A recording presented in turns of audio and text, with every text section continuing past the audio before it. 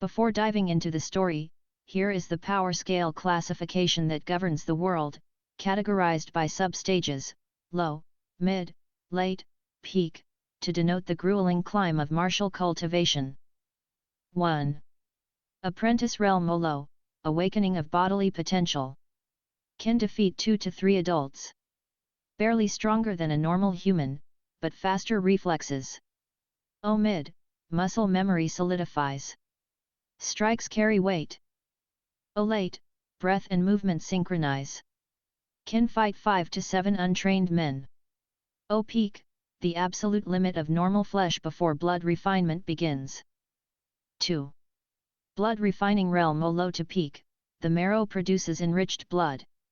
Skin becomes tough as leather, low, to hard as wood, peak. Infinite stamina compared to mortals. 3.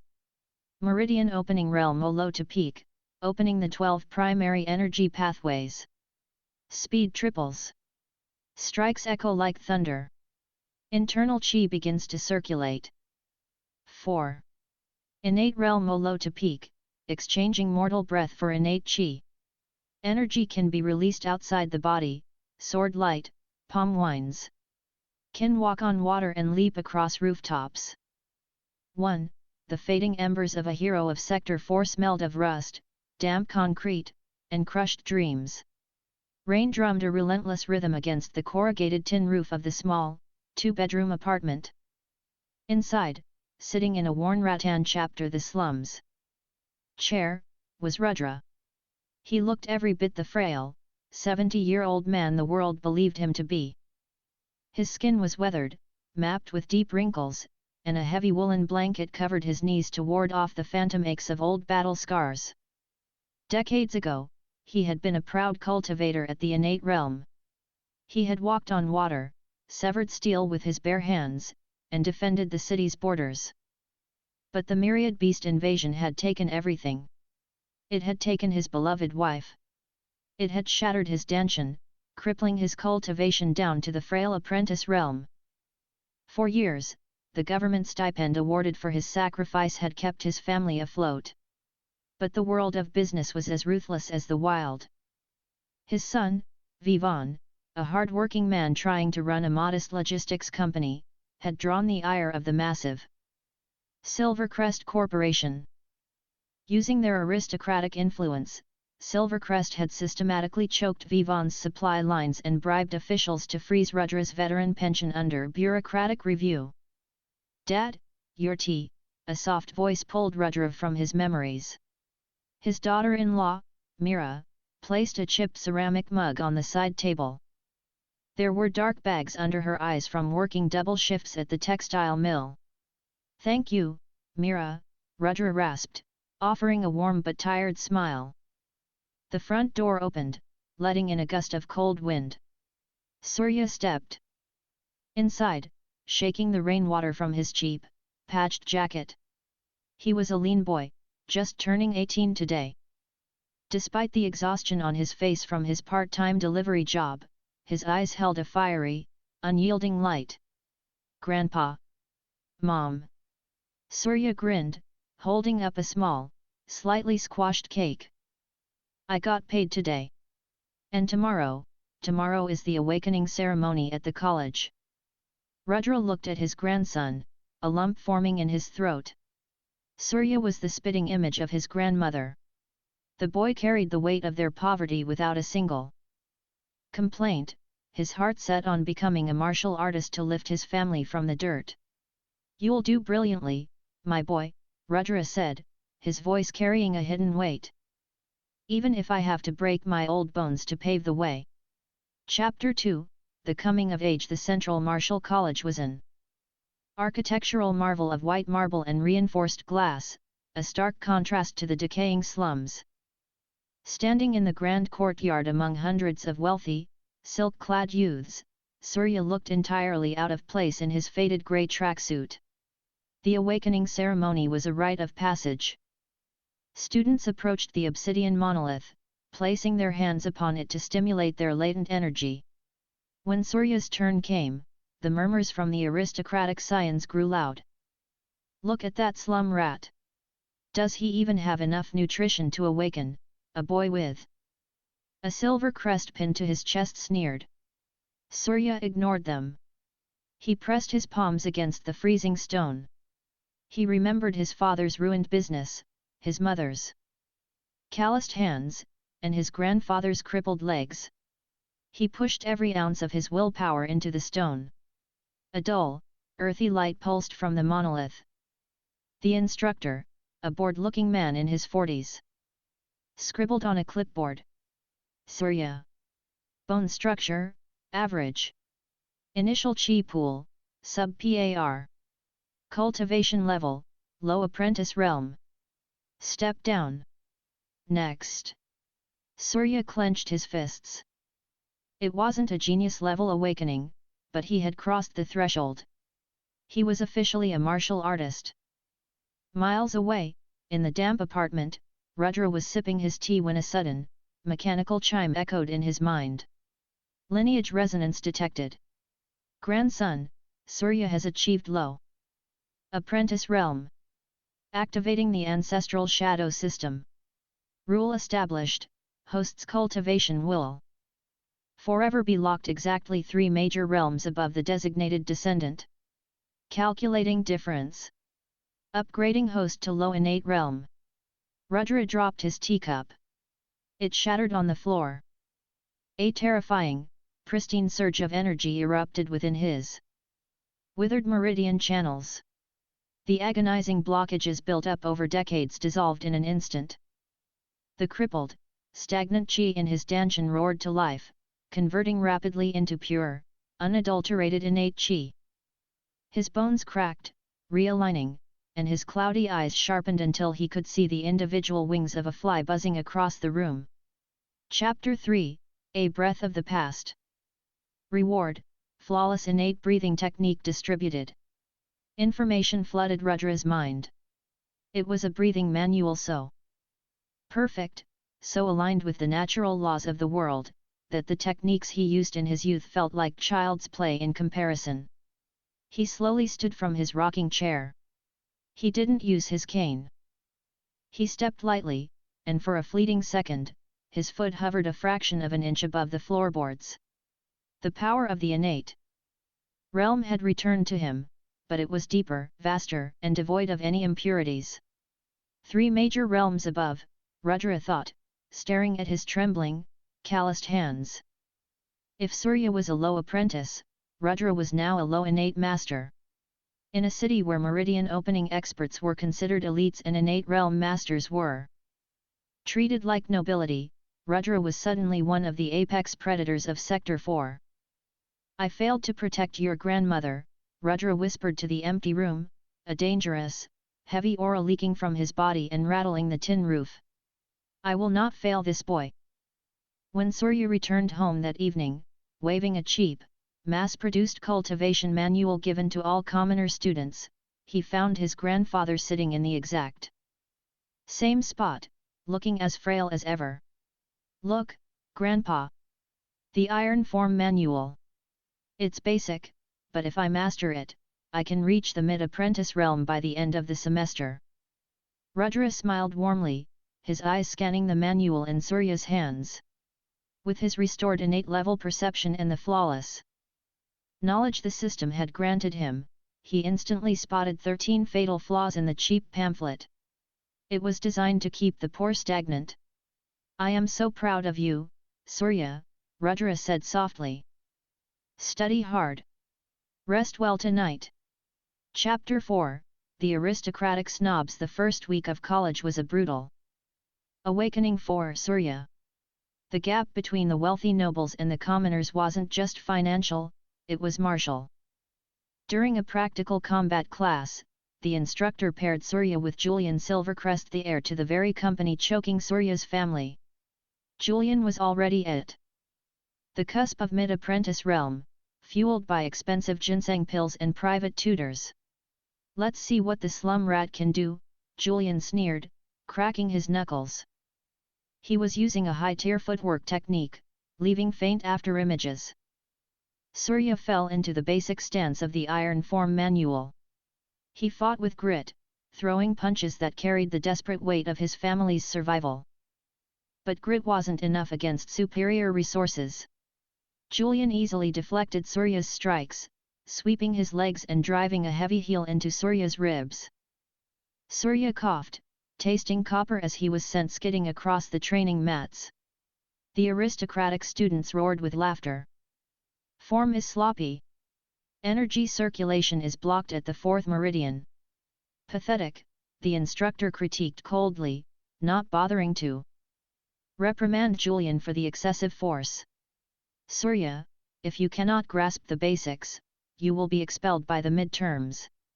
Surya walked home that evening with bruised ribs and a bruised ego. He didn't tell his parents. He just ate his dinner in silence and locked himself in his tiny room to practice.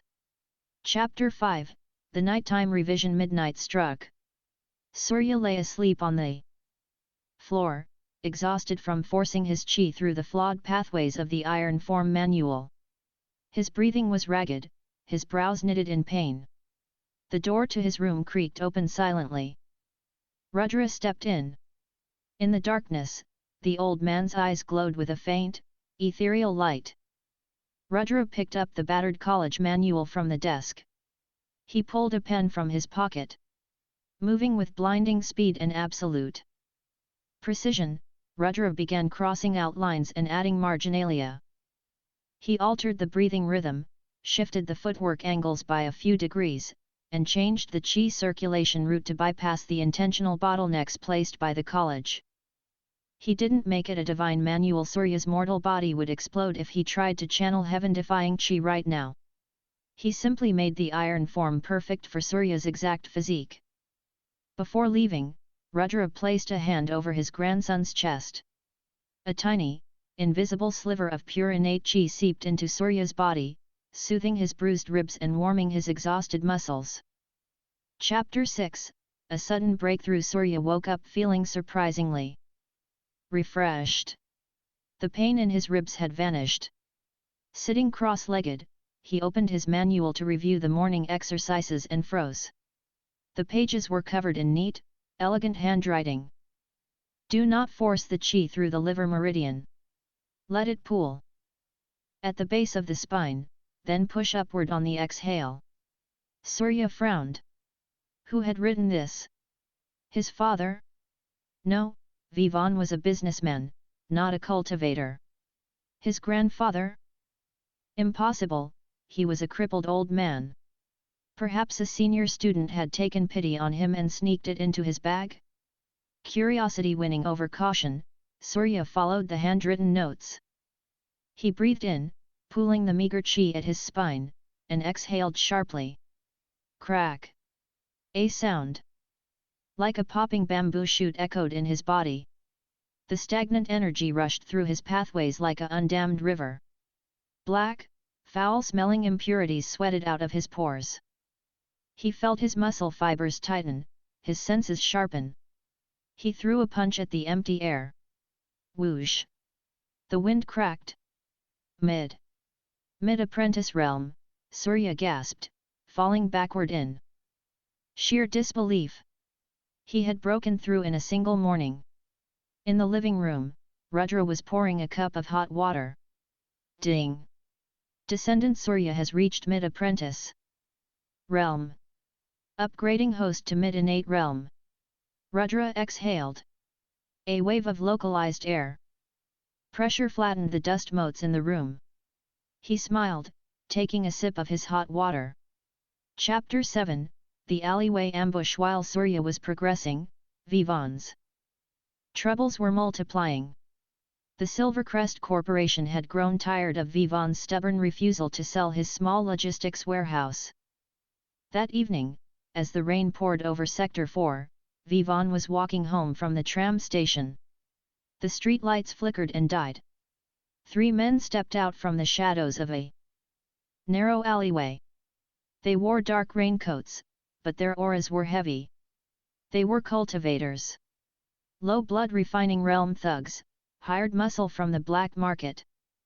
To a normal man like Vivaan, they were invincible monsters. Vivaan, the lead thug hissed, twirling a heavy steel pipe. Mr. Silvercrest sends his regards. He thinks your legs are what's keeping you from signing the contract. We're here to help you sit down permanently. Vivon backed up, dropping his briefcase, his heart hammering in his chest. I won't sell. That business is my son's future. Then your son can push your wheelchair, the thug laughed, lunging forward with terrifying speed, the steel pipe aiming directly for Vivon's kneecap. Chapter 8, The Shadow Guardian. The pipe never connected. A hand, old, calloused, and seemingly frail, caught the steel pipe in mid-air. The thug blinked. Standing between him and Vivon was an old man in a cheap woolen sweater. Dad! Vivon cried out in horror. Run! Old fool, you want to die first! The thug snarled, trying to yank the pipe back. It didn't budge. It felt as though it was clamped in the jaws of a mountain. Rudra didn't even look at the thug. His eyes were cold, staring into the dark rain. To threaten a man's family in the dark, it is the behavior of vermin. Rudra squeezed his hand. A pulse of invisible mid-innate chi surged from his palm. The solid steel pipe groaned, crumpled, and then shattered into metallic dust that washed away in the rain. The three thugs froze, their eyes bulging. To crush steel into dust required internal force beyond their comprehension. Meridian. Meridian opening expert, the leader stammered, taking a terrified step back. Leave, Rudra commanded, his voice barely a whisper, yet it echoed like a thunderclap in the thugs' minds, striking directly at their souls. The sheer martial pressure of an innate master forced the three thugs to their knees, blood leaking from their noses. They scrambled up, screaming in terror, and fled into the night. Rudra turned, his aura vanishing instantly, replacing the apex predator with a frail grandfather. He swayed slightly, leaning heavily against the alley wall. Dad! Are you okay? Vivon rushed forward, catching him. How did you do that? I thought your cultivation was crippled. A sudden burst of adrenaline, my boy, Rudra wheezed, acting perfectly breathless. And they were cowards. Come, let us go home. The rain is cold. Chapter 9, College Trials. The next day at the Central Martial College, the midterm sparring assessments began. The entire freshman class was gathered in the main arena. Julian Silvercrest stepped onto the stage, soaking in the applause. He had officially broken through to the late apprentice realm that morning. He looked down at the roster and smirked. Instructor, I request Surya as my opponent, Julian announced loudly. I want to test my new strength against resilient targets. Surya stepped onto the mat. The crowd jeered. But Surya was calm. He remembered the notes in his book. He remembered the new flow of chi. The match began. Julian lunged, unleashing a flurry of high-speed kicks. Last week, Surya wouldn't have been able to see them. Today, Julian looked terribly slow. Surya stepped into the guard, pivoting on his heel just as the mysterious notes had dictated. He bypassed Julian's defense entirely and drove his shoulder directly into the noble's chest. The condensed chi of the mid-apprentice realm exploded on impact. Julian was launched off his feet, flying out of the ring and crashing into the weapon racks. Silence fell over the arena. The slum rat had just one-shot the aristocratic genius. Match. Match goes to Surya, the instructor stuttered. Surya looked at his hands, his heart racing. I did it. I actually did it. Chapter 10, The Looming Storm. The humiliation of Julian Silvercrest was a match thrown into a powder keg. In the lavish penthouse of the Silvercrest family, Julian's father, a ruthless businessman and a peak blood refining martial artist, slammed his fist on a mahogany table. Not only does the father refuse to sell, but the son humiliates our bloodline in public? And the thugs we hired fled the city claiming a hidden expert guards them. The patriarch's eyes narrowed. Enough playing games. He turned to a shadowy figure standing in the corner of the room. It was a mercenary, a vicious rogue cultivator at the late Meridian Opening Realm, a man who killed for sport. Break the boy's limbs outside the college grounds tomorrow. Then burn the warehouse down, the patriarch ordered. Let's see if this hidden expert can stop you. Far away in the slums, Rudra was sitting in his rocking chair, watching Mira cook dinner. Suddenly, his mid-innate senses twitched. A sharp, localized killing intent had been directed at his bloodline from miles away. Rudra's eyes darkened, the temperature in the tiny living room dropping a few degrees. He slowly reached out and picked up an old, rusted fireplace poker leaning against the wall.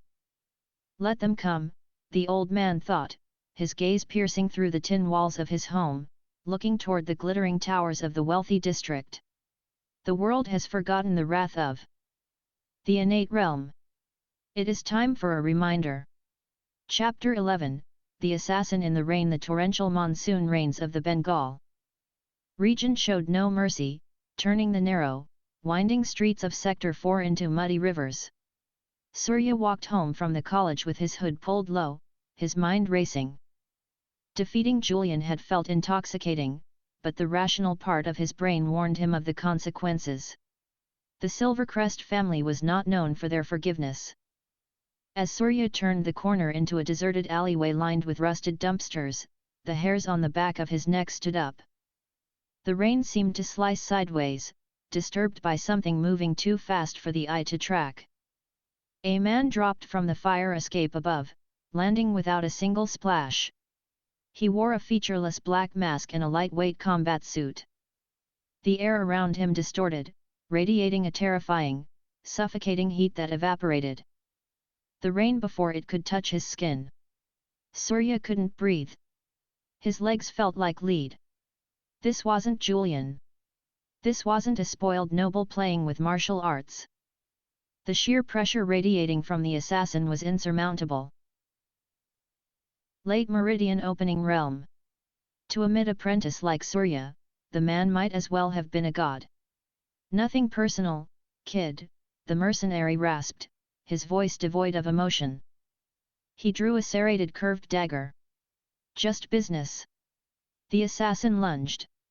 He didn't use a flashy technique, just a straight, brutal thrust aimed at Surya's collarbone, intended to sever the nerves and permanently paralyze his right arm. Surya tried to raise his guard, to use the modified iron form, but he was too slow. The dagger was a blur of silver. Chapter 12, A Poker and a Prayer. A mile away, sitting on his covered balcony, Rudra exhaled. His eyes, glowing with a faint, terrible light, were fixed on the distant alleyway. He held the rusted iron fireplace poker in his right hand. To target a child, Rudra murmured, his voice laced with the cold authority of the mid-innate realm. Silvercrest, you have crossed the line. He didn't throw the poker like a javelin. Instead, he channeled his pure, unadulterated innate chi into the rusted metal. The iron groaned, turning red hot, then glowing with a brilliant, blinding white light as it was encased in pure sword light. Rudra flicked his wrist. The poker vanished. It didn't fly through the air, it tore through it, creating a miniature sonic boom that was swallowed by a crack of thunder in the storm above. Back in the alley, the mercenary's dagger was an inch from Surya's flesh. Suddenly, the assassin's eyes widened in absolute, paralyzing terror. His survival instincts, honed over years of bloodshed, screamed at him, but his body couldn't react in time. Shlug! A beam of blinding white light punched through the brick wall of the alley, pierced directly through the mercenary's right shoulder, and pinned him violently to the dumpster behind him. The force of the impact shattered the man's collarbone and instantly ruptured his internal meridians, crippling his cultivation in a fraction of a second. The assassin screamed, dropping his dagger, his eyes rolling back in his head from the sheer shock and agony. The glowing white light faded, revealing a rusted, utterly mundane fireplace poker. Surya collapsed backward into the mud, gasping for air. He stared at the groaning, paralyzed assassin, and then at the rusted iron rod. What just happened? He looked up at the stormy sky, trembling. Had the heavens themselves struck the man down? Chapter 13, Embers of the Silvercrest. The next morning, the underworld of the city was in an uproar. A late Meridian opening mercenary had been found pinned to a dumpster in the slums, his cultivation entirely abolished by a single, imprecise strike from a blunt iron rod. In the Silvercrest penthouse, the patriarch's face was pale. The glass of imported whiskey in his hand trembled. An innate master, the patriarch whispered, the color draining from his face. Only an innate master can project chi outside the body with such terrifying force. There is a monster protecting that family. The realization terrified him. In the normal world, businessmen and politicians ruled. But in the true martial world, an innate master could walk into his corporate headquarters, slaughter his entire board of directors, and walk out before the police even arrived. The Silvercrest family immediately ceased all operations against Vivon's logistics company, pulling their thugs off the streets in absolute panic. At home, Surya was eating his breakfast in a daze. He had survived, but the encounter had shattered his worldview. He realized that the Central Martial College was just a sandbox for children. The true martial world was infinitely more dangerous, and his mid-apprentice cultivation was less than an insect's. Dad, Surya asked suddenly, looking at Vivon. Is there anywhere else I can learn? Somewhere beyond the Central College. Vivon sighed, setting down his newspaper. You mean the Gurukuls? Chapter 14, The Hidden Gurukuls. The ancient texts call them the four great Gurukuls of Bharat, Vivon explained, his voice hushed with reverence. They are not colleges, Surya. They are hidden martial sections. They exist deep within the Himalayas, the Western Ghats, and the dense forests of central India. Normal people don't even know they exist. Rudra sat in his rocking chair, sipping his tea, listening intently. He knew them well. Decades ago, he had fought alongside a few of their disciples during the beast invasions. The teachers there are monsters, Vivon continued. Meridian opening experts are merely junior instructors. The senior elders are innate realm masters. And it is whispered that the protectors of these schools, the ancient headmasters who govern them from the shadows, are true grandmasters. Surya's eyes widened. A grandmaster. A being capable of projecting a martial aura that could crush an army. Every 3 years, the closest one to us, the Vidyapith of the Eastern Ghats, holds a public entrance exam. Vivon said, looking at his son with concern. But Surya, the students who apply there are monsters. They are the hidden heirs of ancient clans. Most of them are already in the blood-refining realm at your age. People die in those exams. Surya clenched his fists under the table. I have to try. If I stay here, I'll never be strong enough to protect us. Rudra hid a proud smile behind his teacup. Chapter 15, The Unseen Threshold. The entrance exam for the Vidyapith was only a month away. Surya threw himself into training with a maniacal intensity. He realized he needed to squeeze every drop of potential out of the iron form manual. Every night, he would wake up to find new, cryptic notes scrawled in the margins of his book. To strike hard is human. To strike through is martial. Imagine your fist ending 3 inches behind your target. Breathe from the diaphragm, not the lungs. Surya followed the notes religiously. He didn't know who his hidden guardian was, perhaps a wandering elder, perhaps the person who threw that iron poker, but he trusted them completely. Behind the scenes, Rudra was busy. He couldn't give Surya high-tier pills, as the boy's body would explode.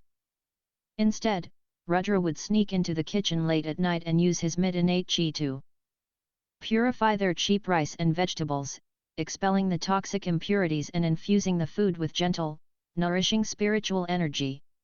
Day by day, Surya's muscles grew leaner, denser. His skin began to take on a faint, healthy sheen. He was approaching the absolute peak of the mid-apprentice realm. Chapter 16, The Gathering of Dragons. The day of the exam arrived. The testing ground was not in the city, but at the base of the treacherous Eastern Ghats mountains, shrouded in a perpetual, unnatural mist. Surya arrived wearing his battered jacket. The moment he stepped into the clearing, the sheer weight of the auras around him made his chest tight. There were hundreds of youths here. Some wore exquisite silk robes adorned with ancient Indian motifs, others wore high-tech combat suits. Almost all of them radiated the heavy, dense vitality of the low to mid-blood refining realm. To them, an apprentice realm cultivator like Surya was a joke. Look at this beggar, a giant of a boy, standing over 6.5 feet tall with skin like bronze, scoffed. He was from the northern heavy blade clans. Did he get lost looking for the local bakery? Surya ignored him, his eyes fixed on the massive stone archway that marked the entrance to the Vidyapith. Standing beneath it were 3 instructors. They weren't wearing suits. They wore simple, khadi robes, but the air around them distorted with latent heat. Meridian opening peak experts, Surya realized, swallowing hard. Silence, one of the instructors barked. The sound carried a concussive force that silenced the clearing instantly. The path to the Gurukul is not for the weak.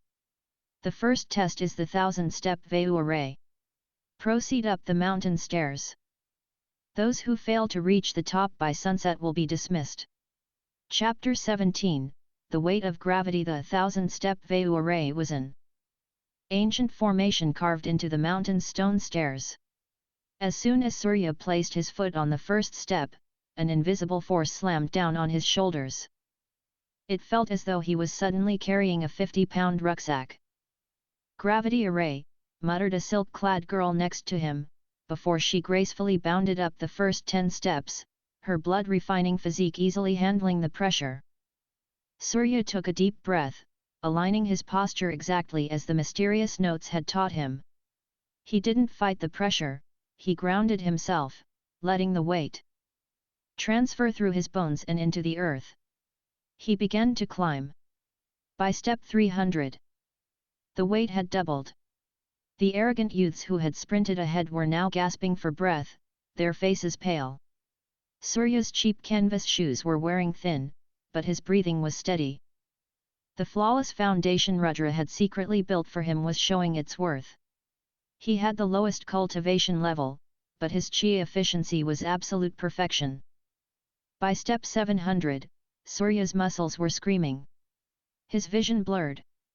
Blood dripped from his nose as the atmospheric pressure tried to crush his internal organs. Push through, he roared in his mind. For Mom. For Dad. For Grandpa. Chapter 18, A grandfather's shadow. High above the mountain peak, hidden within the clouds, an ancient temple floated on a sheer cliff face. Inside, an old man with a beard that flowed down to his waist sat on a lotus mat. This was Elder Vashistha, a Grand Master and a protector of the Vidyapith. His eyes were closed, his spiritual sense sweeping over the mountain, observing the examinees. He noted the prodigies with mild interest. Miles away, sitting at a rundown tea stall on the highway at the base of the mountain, Rudra was sipping a cup of cheap chai. He felt the invisible, sweeping wave of the Grand Master's spiritual sense brush past him. Rudra didn't flinch. He simply shifted his internal chi, creating a void around himself. The Grand Master's sense washed over Rudra like water flowing over a smooth stone, registering him as nothing more than a frail, mundane old man enjoying his tea. The array is well maintained, Rudra thought, gazing up at the mist. But the pressure at step 900 is too blunt. It will damage Surya's meridians if he isn't careful. Rudra closed his eyes and tapped his finger lightly on the wooden table.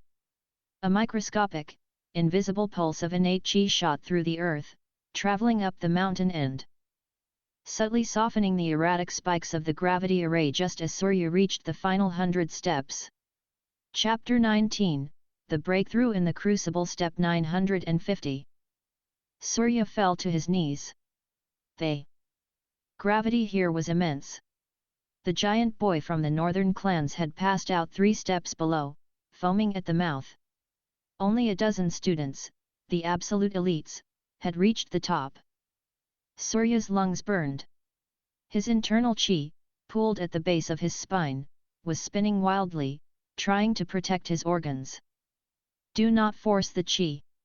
Let it break you, so the body must rebuild itself. The words from the margins of his manual flashed in his mind. Surya stopped resisting. He let the crushing gravity compress his internal chi. It felt like swallowing a hot coal. The pressure built, denser and denser, until crack. A profound, resonant sound echoed from within his bones. The bottleneck shattered. Fresh, vibrant chi flooded his exhausted muscles, instantly wiping away the fatigue. Surya stood up, his spine straight, his eyes burning with a fierce light. Late apprentice realm. He took the final 50 steps not at a crawl, but at a steady, unyielding walking pace, crossing the threshold of the stone archway just as the sun dipped below the horizon. At the tea stall, Rudra smiled into his cup. Ding! Descendant Surya has reached late apprentice realm. Upgrading host to late innate realm. A terrifying, localized storm of spiritual energy gathered above the tea stall for a fraction of a second, before Rudra forcefully sucked it all into his danshan, suppressing the worldly phenomena. He was now a late innate master. Chapter 20, The Silent Guardian's Warning. At the top of the stairs, the lead instructor stared at Surya in absolute disbelief. You are only at the late apprentice realm, the instructor stammered. To survive the 1000-step Vayu array without a blood-refining physique was considered biologically impossible. I broke through on the stairs, sir, Surya panted, bowing respectfully. Up in the hidden temple, Grand Master Vashasthi opened his eyes, a flicker of genuine shock crossing his ancient features. A flawless foundation, the Grand Master murmured to the empty room. His cultivation is low, but his understanding of bodily mechanics is perfect. Who taught this boy? Meanwhile, back in the city, the Silvercrest Patriarch was making a desperate call, trying to hire assassins from outside the province to finish the job while Surya was away. As the Patriarch held the phone to his ear, the heavy oak doors of his penthouse office silently blew off their hinges, turning to sawdust before they even hit the floor. The Patriarch froze. There was no one in the doorway. But carved into the solid steel of his desk, as if cut by an invisible, burning sword, were 3 words: "Do not interfere." The Patriarch dropped his phone, sinking to his knees in his empty, heavily guarded penthouse, realizing that the hidden god protecting that slum boy was watching his every move. Chapter 21, The Outer Court's Dust. The Vidyapith of the Eastern Ghats was not a single building, but a sprawling complex of ancient stone pagodas, sparring arenas and meditation terraces built directly into the misty cliffs. For the handful of commoners who passed the gravity array, reality set in immediately. There were no grand dormitories for them. While the scions of wealthy martial clans were escorted to the jade pavilions, villas rich with natural chi, Surya and the other commoners were pointed toward the ash quarters. It was a series of drafty wooden shacks near the mountain's edge. Your cultivation determines your worth here, a junior instructor informed them, his eyes cold. You are outer court disciples. You will cook, clean, and maintain the grounds. In exchange, you will be allowed to attend the morning lectures and breathe the spiritual air of the mountain. Survive for a year, and you may be tested for the inner court. Surya dropped his meager belongings onto a hard wooden cot. His roommate, a stocky farm boy named Pim who had barely survived the stairs, groaned as he rubbed his bruised legs. "They treat us like servants, not students," Pim muttered. Surya looked out the small window toward the towering peaks, where the inner court disciples lived. "Then we use their air, eat their food, and grow strong enough to make them treat us like warriors," he replied quietly, opening his battered iron form manual. Chapter 22, The Chasm of Blood Refining. The next morning, Surya attended his first lecture. In the massive open-air amphitheater, the instructor, an imposing woman with a scar across her cheek, stood before a massive bronze cauldron. "Martial arts in the mortal world is merely dancing," she began, her voice carrying over the roaring mountain winds. "True cultivation begins at the blood-refining realm. At the apprentice stage, your chi is a puddle. It can enhance a punch or speed up your legs, but it exhausts quickly. Blood refining changes the vessel." To demonstrate, she drew a steel dagger and slashed it across her own forearm. There was a sickening clang, like metal striking an anvil. Not a single drop of blood fell, only a faint white line appeared on her skin. Marrow produces dense blood. Dense blood hardens the flesh. An apprentice fights with energy, a blood refiner is the weapon. Surya swallowed hard. He remembered Julian Silvercrest's punches. Julian had only been at the apprentice level. The elites sitting in the front rows of this amphitheater, some as young as 16, were already in the low blood refining realm. The gap in sheer physical durability was a terrifying mountain to climb. Chapter 23, Paranoia of the Patriarch. Miles away in the sprawling metropolis, the Silvercrest Patriarch hadn't slept in 3 days. He had moved his bed into a windowless steel vault deep beneath his corporate headquarters. The message burned into his desk, "Do not interfere," haunted his every waking moment. "An innate master," he muttered, pacing like a caged rat. "An innate master protects that logistician's family." He picked up a secure, encrypted satellite phone. He dialed a number he had sworn never to use. It connected to a shadow syndicate known as the Venom Sect, a ruthless group of rogue cultivators hidden in the southern jungles. "Patriarch Silvercrest," a raspy voice hissed through the receiver. "I need an extraction, and I need a target monitored," the Patriarch whispered, his voice trembling. "The boy, Surya, is at the Vidyapith. I cannot touch him there. But I need you to find out who stands behind his family. Name your price. I will pay anything. To investigate a hidden expert is to court death," the voice chuckled. "But for 50 million credits, we will send our shadows to observe. Nothing more."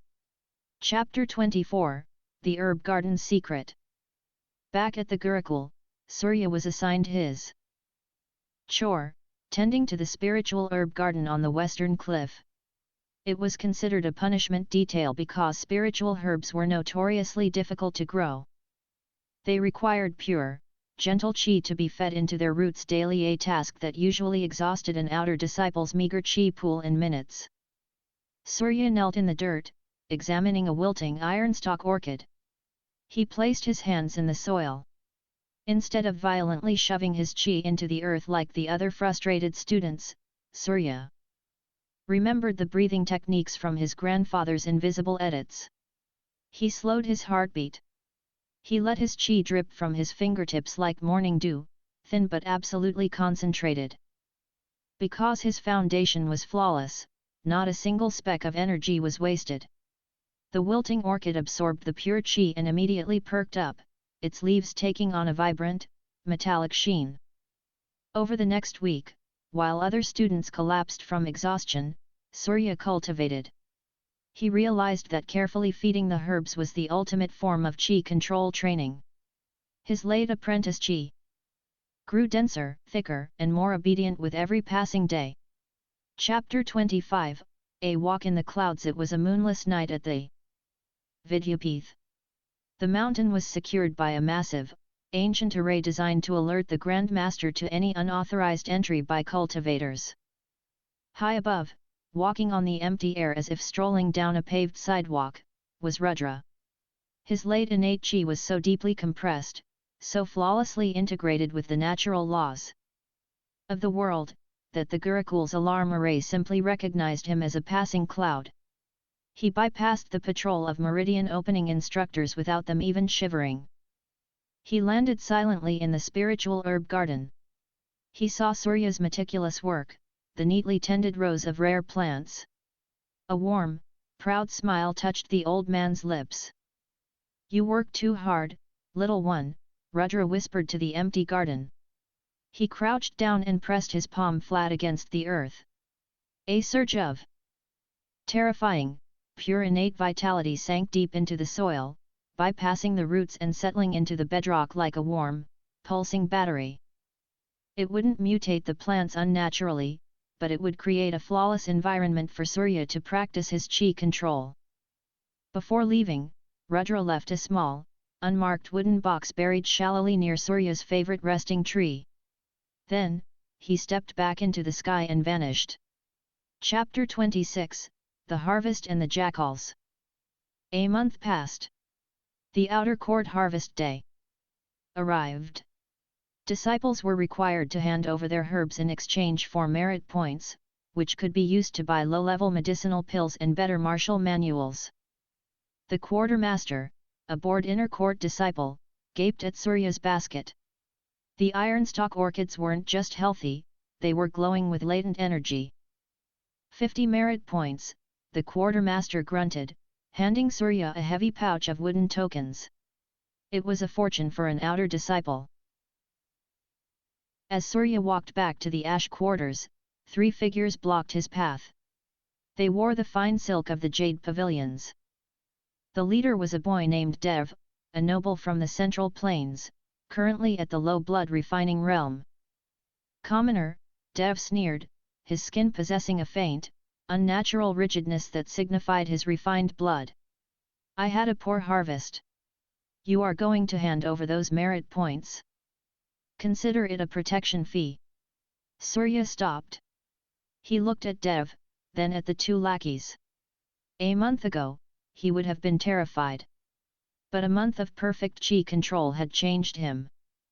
"Move," Surya said, his voice terrifyingly calm.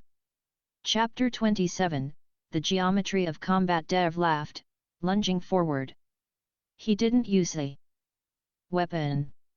He threw a straight punch, relying entirely on his blood-refining physique. The sheer physical force behind the blow created a vacuum in the air. If that punch connected, Surya's late apprentice bones would shatter. But Surya didn't block.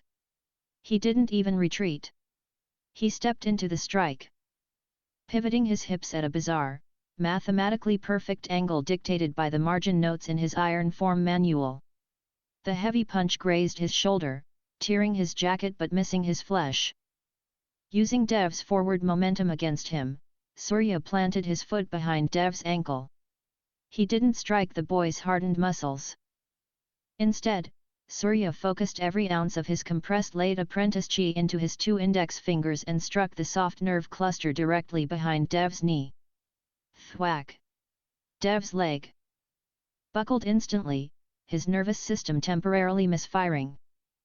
Surya followed up immediately, bringing his elbow down not on Dev's head, but on the boy's collarbone using the exact angle needed to bypass the muscle and hit the joint.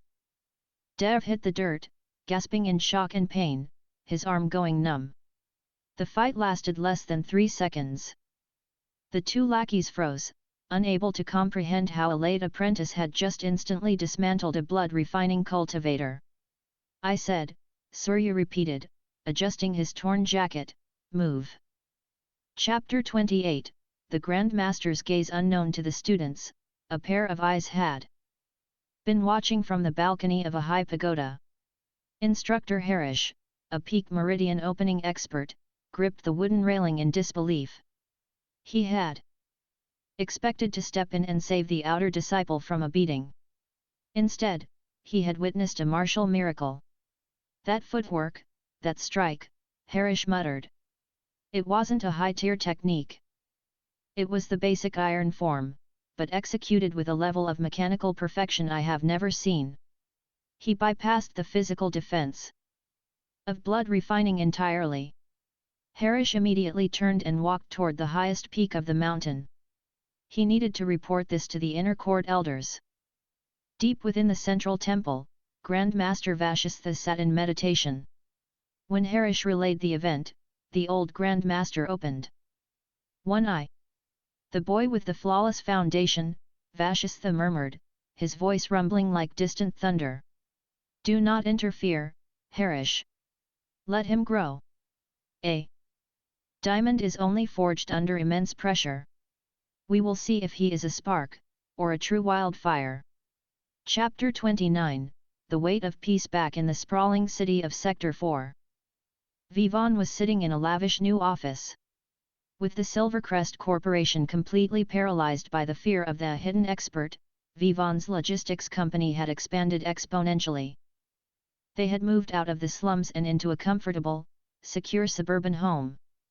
Meera was no longer working double shifts at the textile mill, she was managing the company's accounts.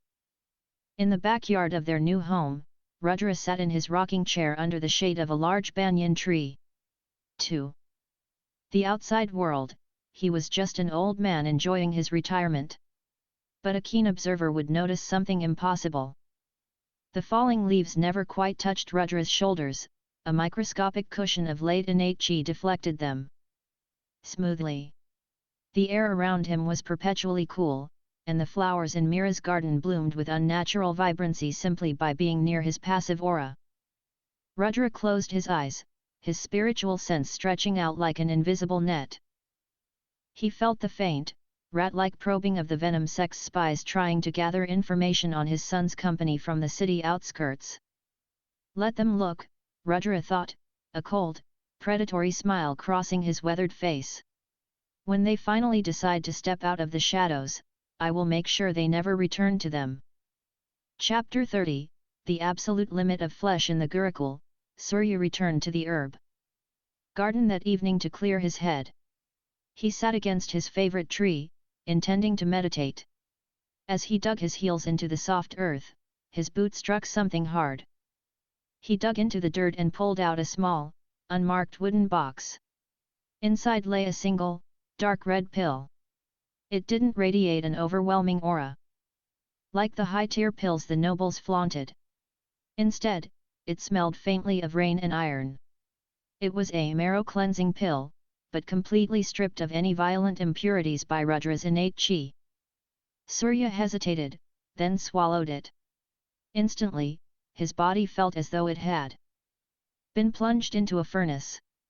The flawless chi he had cultivated over the past month acted as a perfect conductor. The pill's energy flooded his muscles, tearing down the microfibers of his apprentice flesh and forcing them to rebuild denser, tighter, stronger. Surya bit his lip until it bled to stop himself from screaming. Black, tar-like sludge seeped from his pores as the last mortal impurities were forced out of his body. His bones groaned, his heartbeat sounding like a war drum in his ears. For 4 hours, he endured the agony of total physiological reconstruction. When the morning sun finally broke over the eastern Ghats, Surya opened his eyes. He squeezed his fist. The air popped audibly within his grip. He grabbed a piece of jagged slate rock beside him and crushed it into dust with his bare hand. He had not just reached the peak apprentice realm. He had reached the absolute limit of mortal flesh. He was ready to step into the true martial world. Hundreds of miles away, Rudra's teacup rattled gently on its saucer. Ding! Descendant Surya has reached peak apprentice realm. Upgrading host to peak innate realm. Chapter 31, The Dawn of Blood. The morning after consuming the purified marrow cleansing pill, Surya did not return to the herb garden immediately. He sat by the mountain stream, staring at his reflection in the pristine water. He looked the same, but he felt entirely alien. His skin, once scarred from years of slum living and harsh training, was now smooth and unnaturally taut. When he tapped his forearm, it didn't sound like hitting flesh, it produced a dull, heavy thud, like striking tightly packed wet sand. He was at the peak apprentice realm. His body had reached the absolute maximum potential that normal human flesh could achieve. His muscles held no wasted space, and his internal chi pool was a calm, dense lake. Yet, he knew it wasn't enough. The Iron Form manual described the next stage, the blood refining realm, as a leap across a chasm. To refine the blood, one had to force the bone marrow to shed its mortal limits and produce a heavier, viscous crimson fluid infused with qi. The wealthy nobles achieved this by bathing in cauldrons of boiling medicinal beast blood. Surya had no such resources. He had only his body, the mountain, and the mysterious notes left in his manual. He opened the worn book. On the page describing the blood refining chasm, a new line of elegant handwriting had appeared in the margins. To forge steel, the blacksmith does not gently warm the iron. He beats it upon an anvil. Seek the mountain's anvil. Chapter 32, The Venoms gaze far from the spiritual mists of the Eastern Ghats. The sprawling metropolis of Sector 4 was suffocating under a blanket of humid smog. In the affluent suburban district where Vivon had relocated his family, the streets were quiet, lined with manicured lawns and private security cameras. It was a paradise compared to the slums. But high-tech cameras meant nothing to the true martial world. Crouched on the branch of a massive oak tree overlooking Vivon's property were two figures clad in dark, form-fitting camouflage. They were shadows of the Venom sect, both at the peak meridian opening realm. Their breathing was so shallow that not even a thermal scanner could easily distinguish them from the ambient heat. Target is asleep in the master bedroom, the first shadow whispered through a closed-circuit earpiece. The wife is asleep as well. Scanners show no high-energy signatures in the house. Just an old man sleeping on the ground floor. In a dark van miles away, the handler replied, Silvercrest's intelligence suggested a hidden innate master. Are you certain it's clear? The second shadow scoffed silently. Silvercrest is a corporate coward. If an innate master lived here, the residual chi would be thick enough to choke us.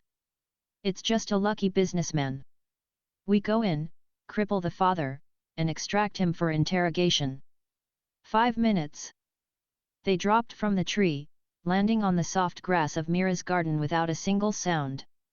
Chapter 33, The Mountain's Anvil. At the Vidyapith, Surya stood before the roaring dragon waterfall on the northern face of the mountain.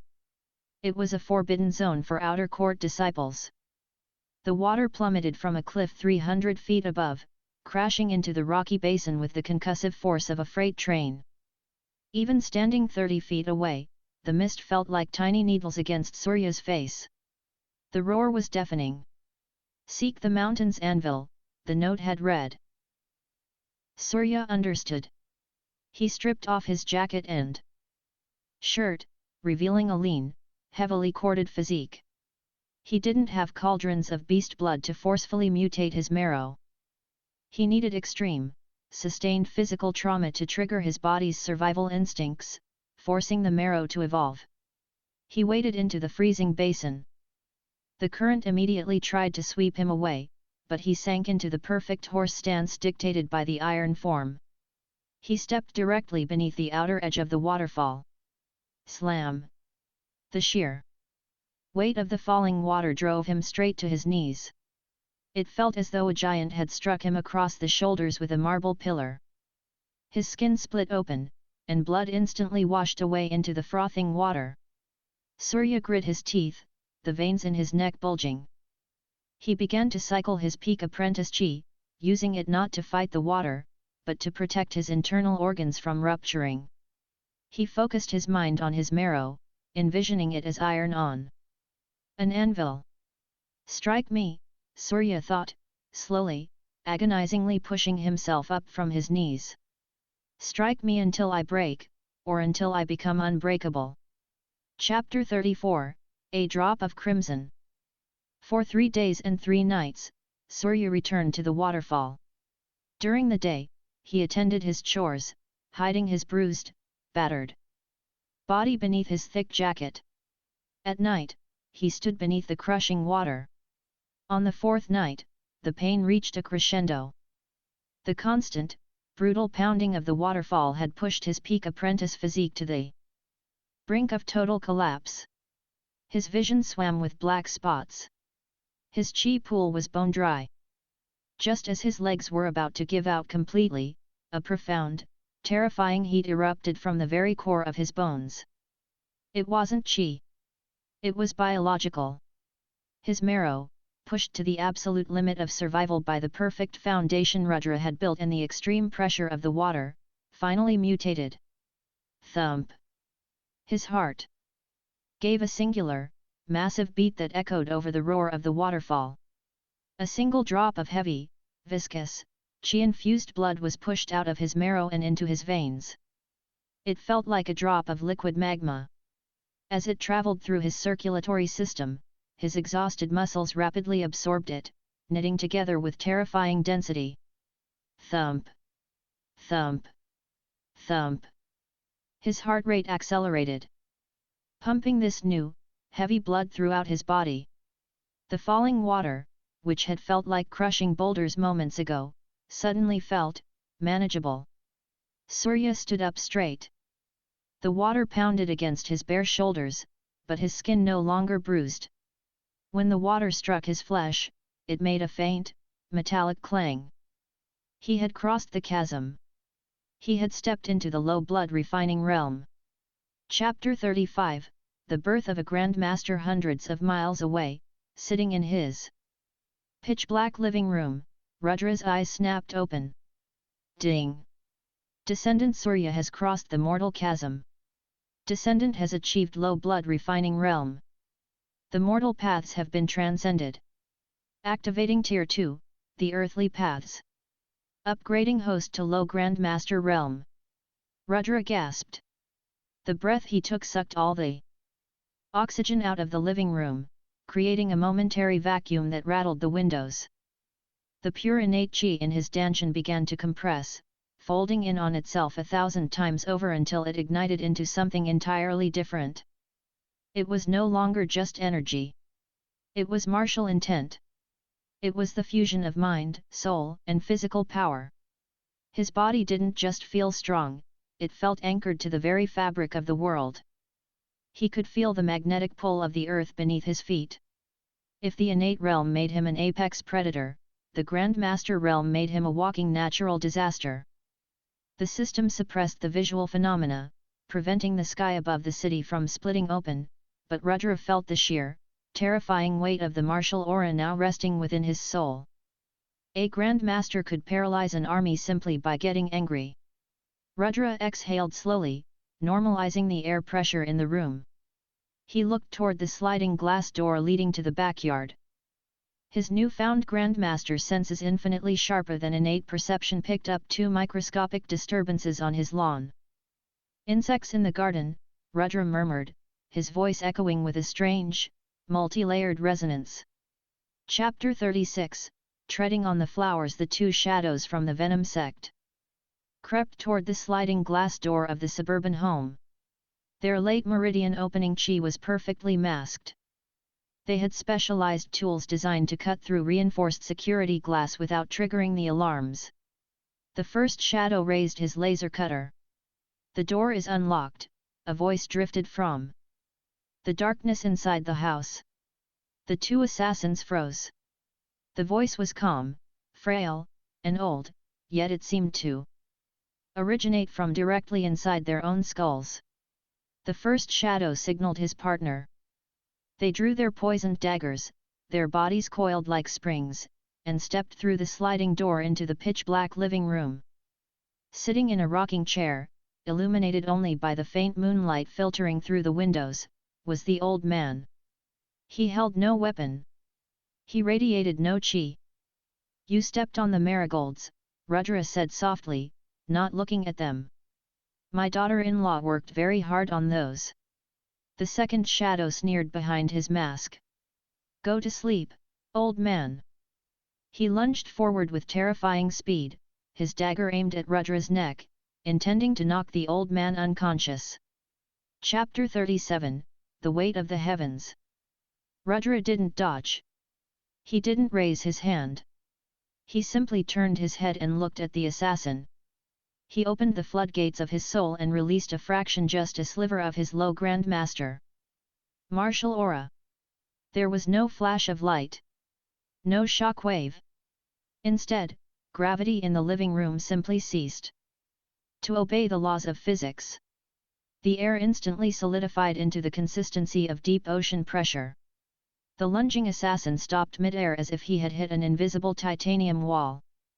His eyes bulged, blood instantly rupturing the blood vessels in his sclera. The sheer psychic and physical weight of the aura slammed down on both shadows. Crack! Both peak. Meridian opening experts, men who could slaughter platoons of armed soldiers, were driven to their knees. The wooden floorboards beneath them splintered and groaned under the unnatural gravity. Aura! The first shadow choked out, blood pouring from his nose and ears, his internal organs threatening to burst. Grandmaster. The horror in his mind eclipsed the physical pain. A Grandmaster was a myth in the secular world.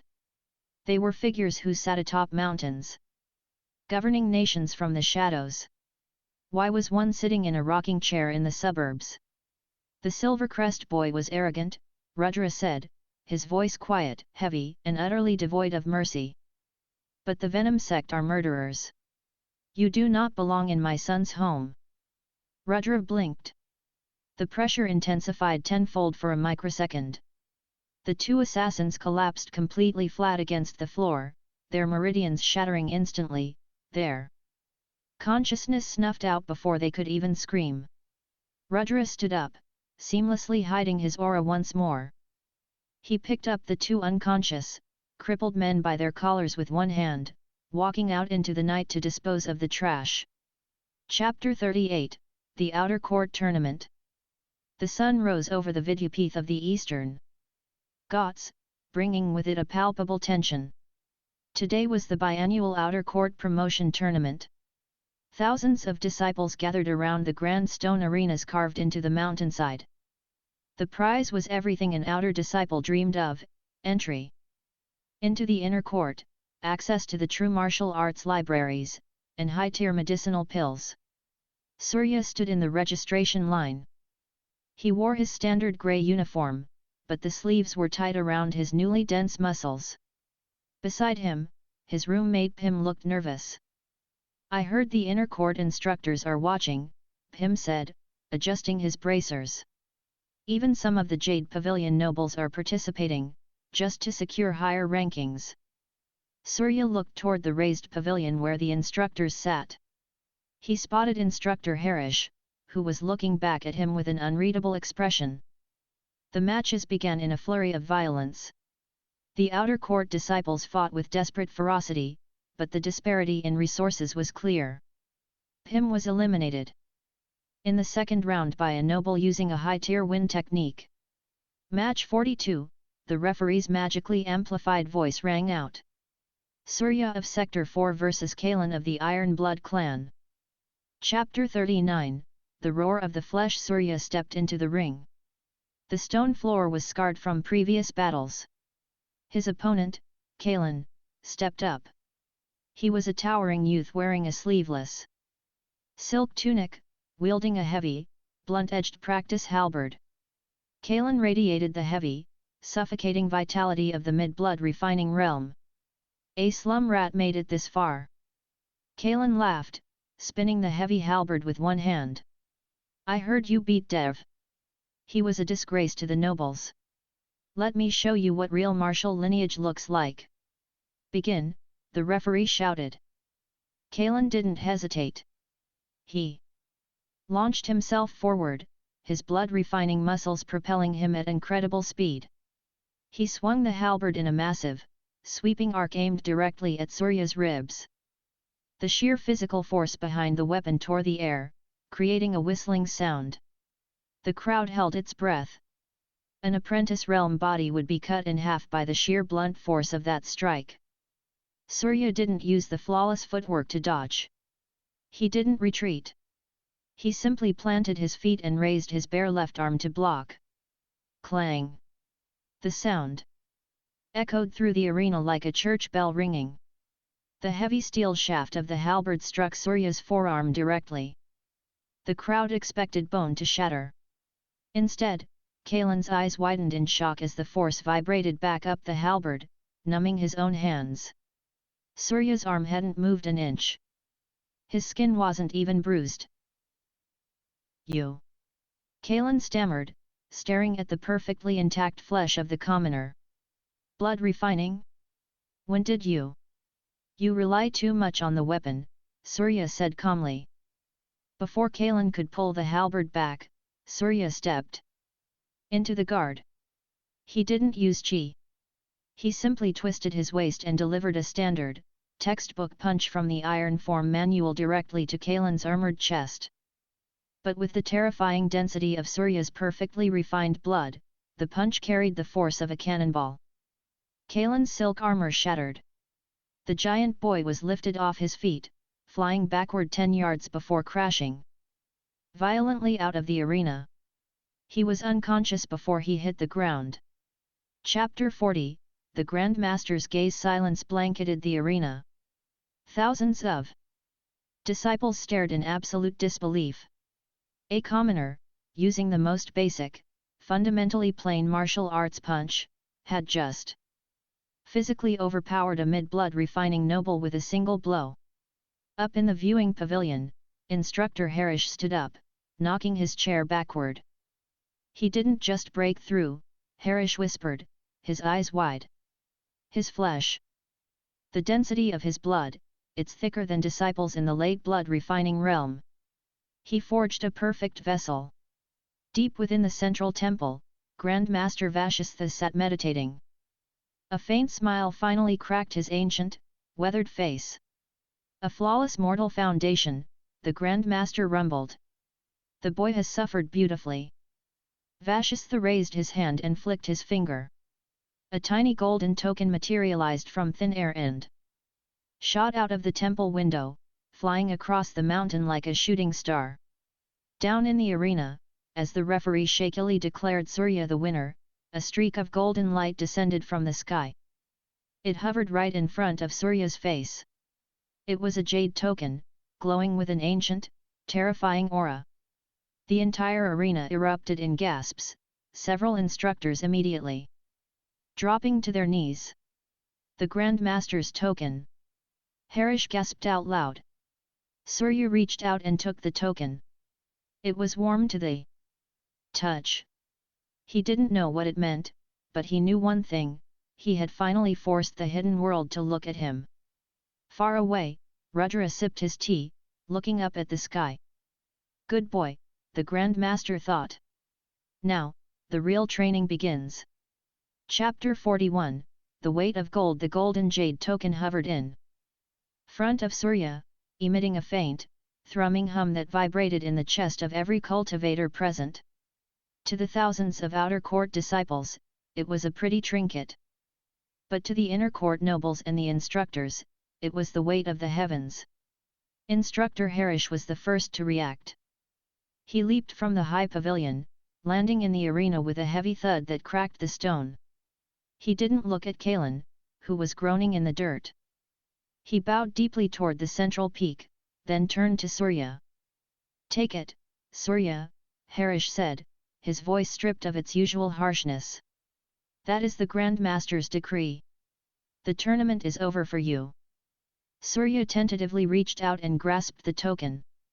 It felt warm, carved with intricate, flowing clouds and a single character, Vidyapith. What does it mean, instructor? Surya asked respectfully. It means you are no longer an outer court disciple, Harish replied, gesturing toward the towering peaks hidden in the mist. You have bypassed the inner court trials entirely. You are summoned to the high pavilion. Grand Master Vashistha wishes to see you. A collective gasp swept through the arena. The nobles from the jade pavilions looked as though they had swallowed poison. A commoner, a boy from the slums of Sector 4, had just been granted an audience with the protector of the Eastern Ghats. Surya looked back toward the crowd. He met Pim's eyes. His stocky roommate gave him a wide, bruised grin and a thumbs up. Surya nodded back, clutching the token. His journey into the true martial world had finally begun. Chapter 42, The High Pavilion. The path to the High Pavilion was not a physical staircase, but a bridge of condensed, solid mist that bridged the gap between the lower peaks and the central mountain. Surya walked across it, his newly forged low-blood refining body easily adapting to the thinning air and the crushing spiritual pressure of the peak. He arrived at a modest, ancient wooden temple. There were no golden statues or opulent banners. Just the smell of burning sandalwood and the overwhelming sensation of an ancient predator sleeping within. "Enter," a voice rumbled, seemingly originating from the wood of the temple itself. Surya stepped inside and bowed perfectly. Sitting on a simple straw mat was Grand Master Vashistha. The old man's beard flowed down to his lap, and his eyes held the depth of a bottomless ocean. "Step forward, boy," Vashistha commanded. Surya obeyed. The Grand Master reached out a frail-looking hand and clamped his fingers around Surya's wrist. For a split second, a terrifying, probing chi shot into Surya's meridians. It was not meant to harm, but to inspect. Vashistha's ancient eyes widened slightly. He let go of Surya's wrist as if it burned. "No residual pill toxins," the Grand Master murmured to himself, genuine shock bleeding into his voice. "No forced meridian expansions. Your blood, it is as dense as mercury, yet flows like water. A flawless mortal foundation. Tell me, child, who forged this vessel?" Surya looked at the floor. "I forged it myself, elder. Using the iron form manual and the roaring dragon waterfall." Vashistha stroked his beard, his eyes narrowing. He knew there was a piece missing. A common manual could not produce such perfection. But he also recognized the fierce independence in the boy's eyes. "Very well," Vashistha said. "You have earned your place. The iron form has served its purpose, but it can take you no further. You are an inner court disciple now." Chapter 43, A New Manual, A New Flaw. Vashistha waved his hand.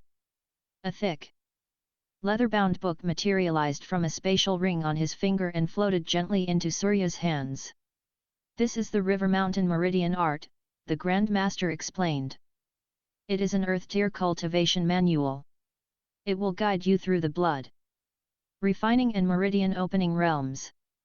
Go to the inner court pavilions. Train well. I will be watching your progress." Surya bowed so deeply his forehead almost touched the floor. "Thank you, Grand Master."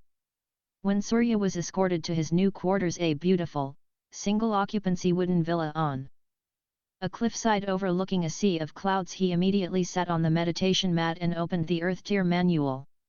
It was infinitely more complex than the iron form.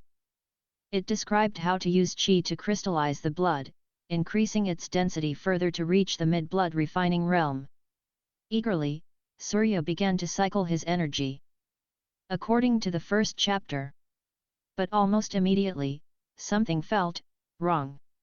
His body, perfected and spoiled by the flawless, invisible edits of his grandfather, suddenly hit friction. The Qi path dictated by the River Mountain Art felt slightly jagged. It was powerful, yes, but it wasn't perfect.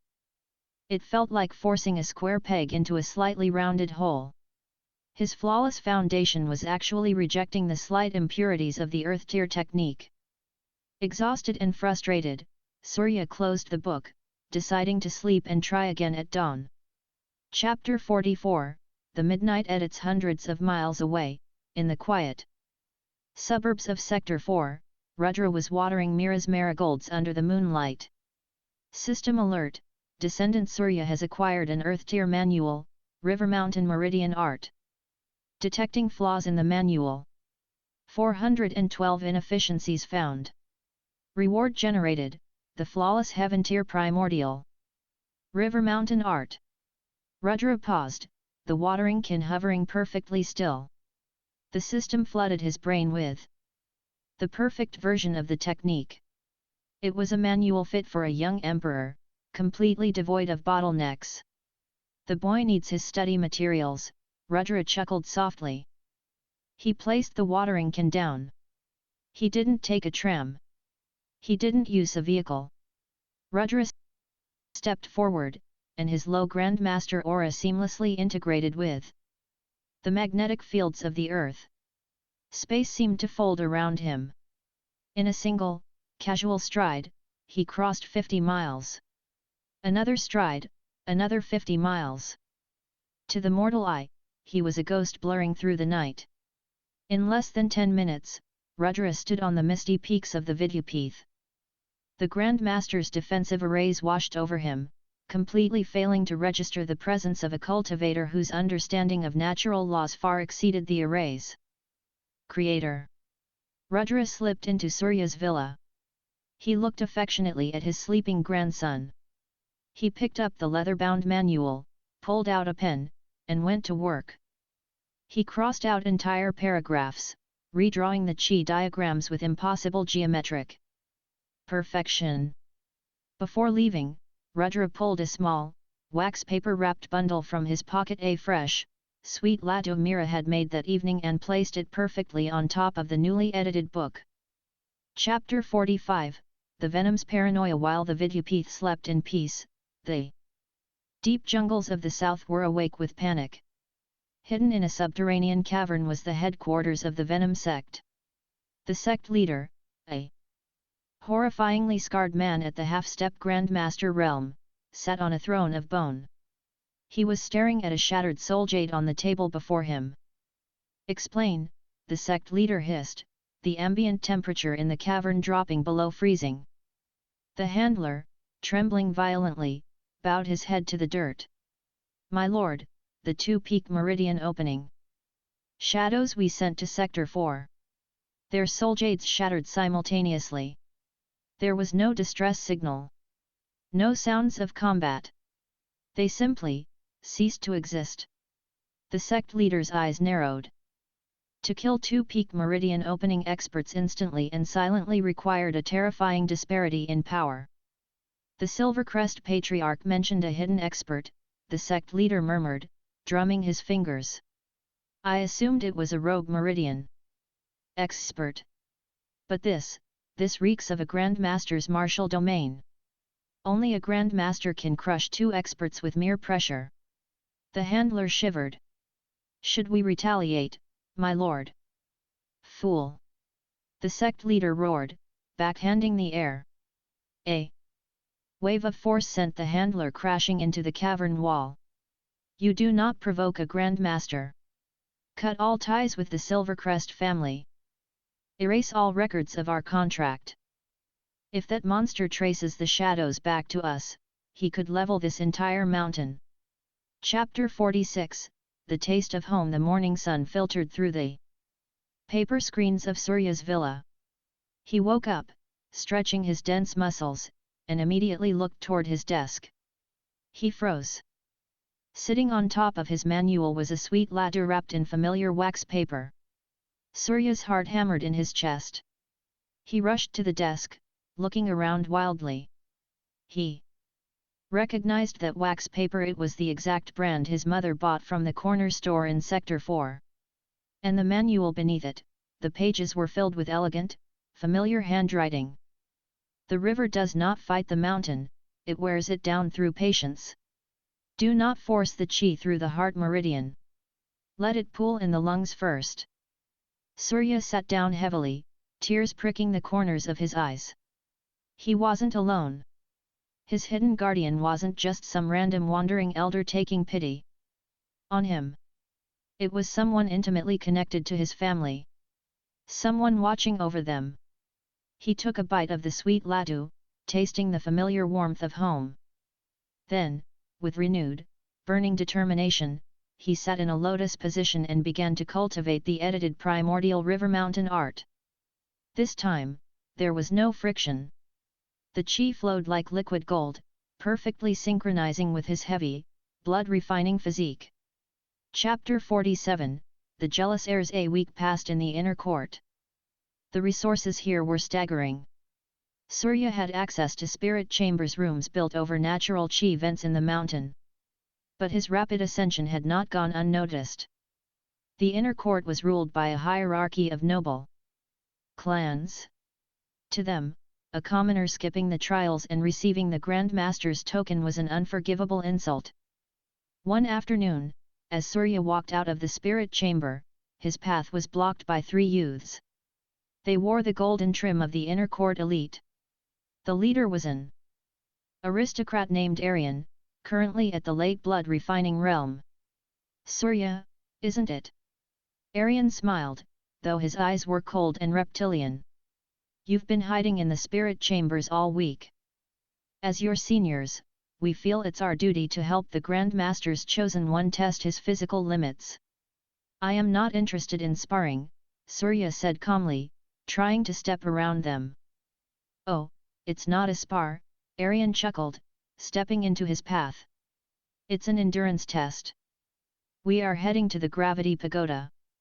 If you refuse, the entire inner court will know the Grand Master gave his token to a coward who hides behind his title. Surya stopped. He knew how the aristocratic mind worked.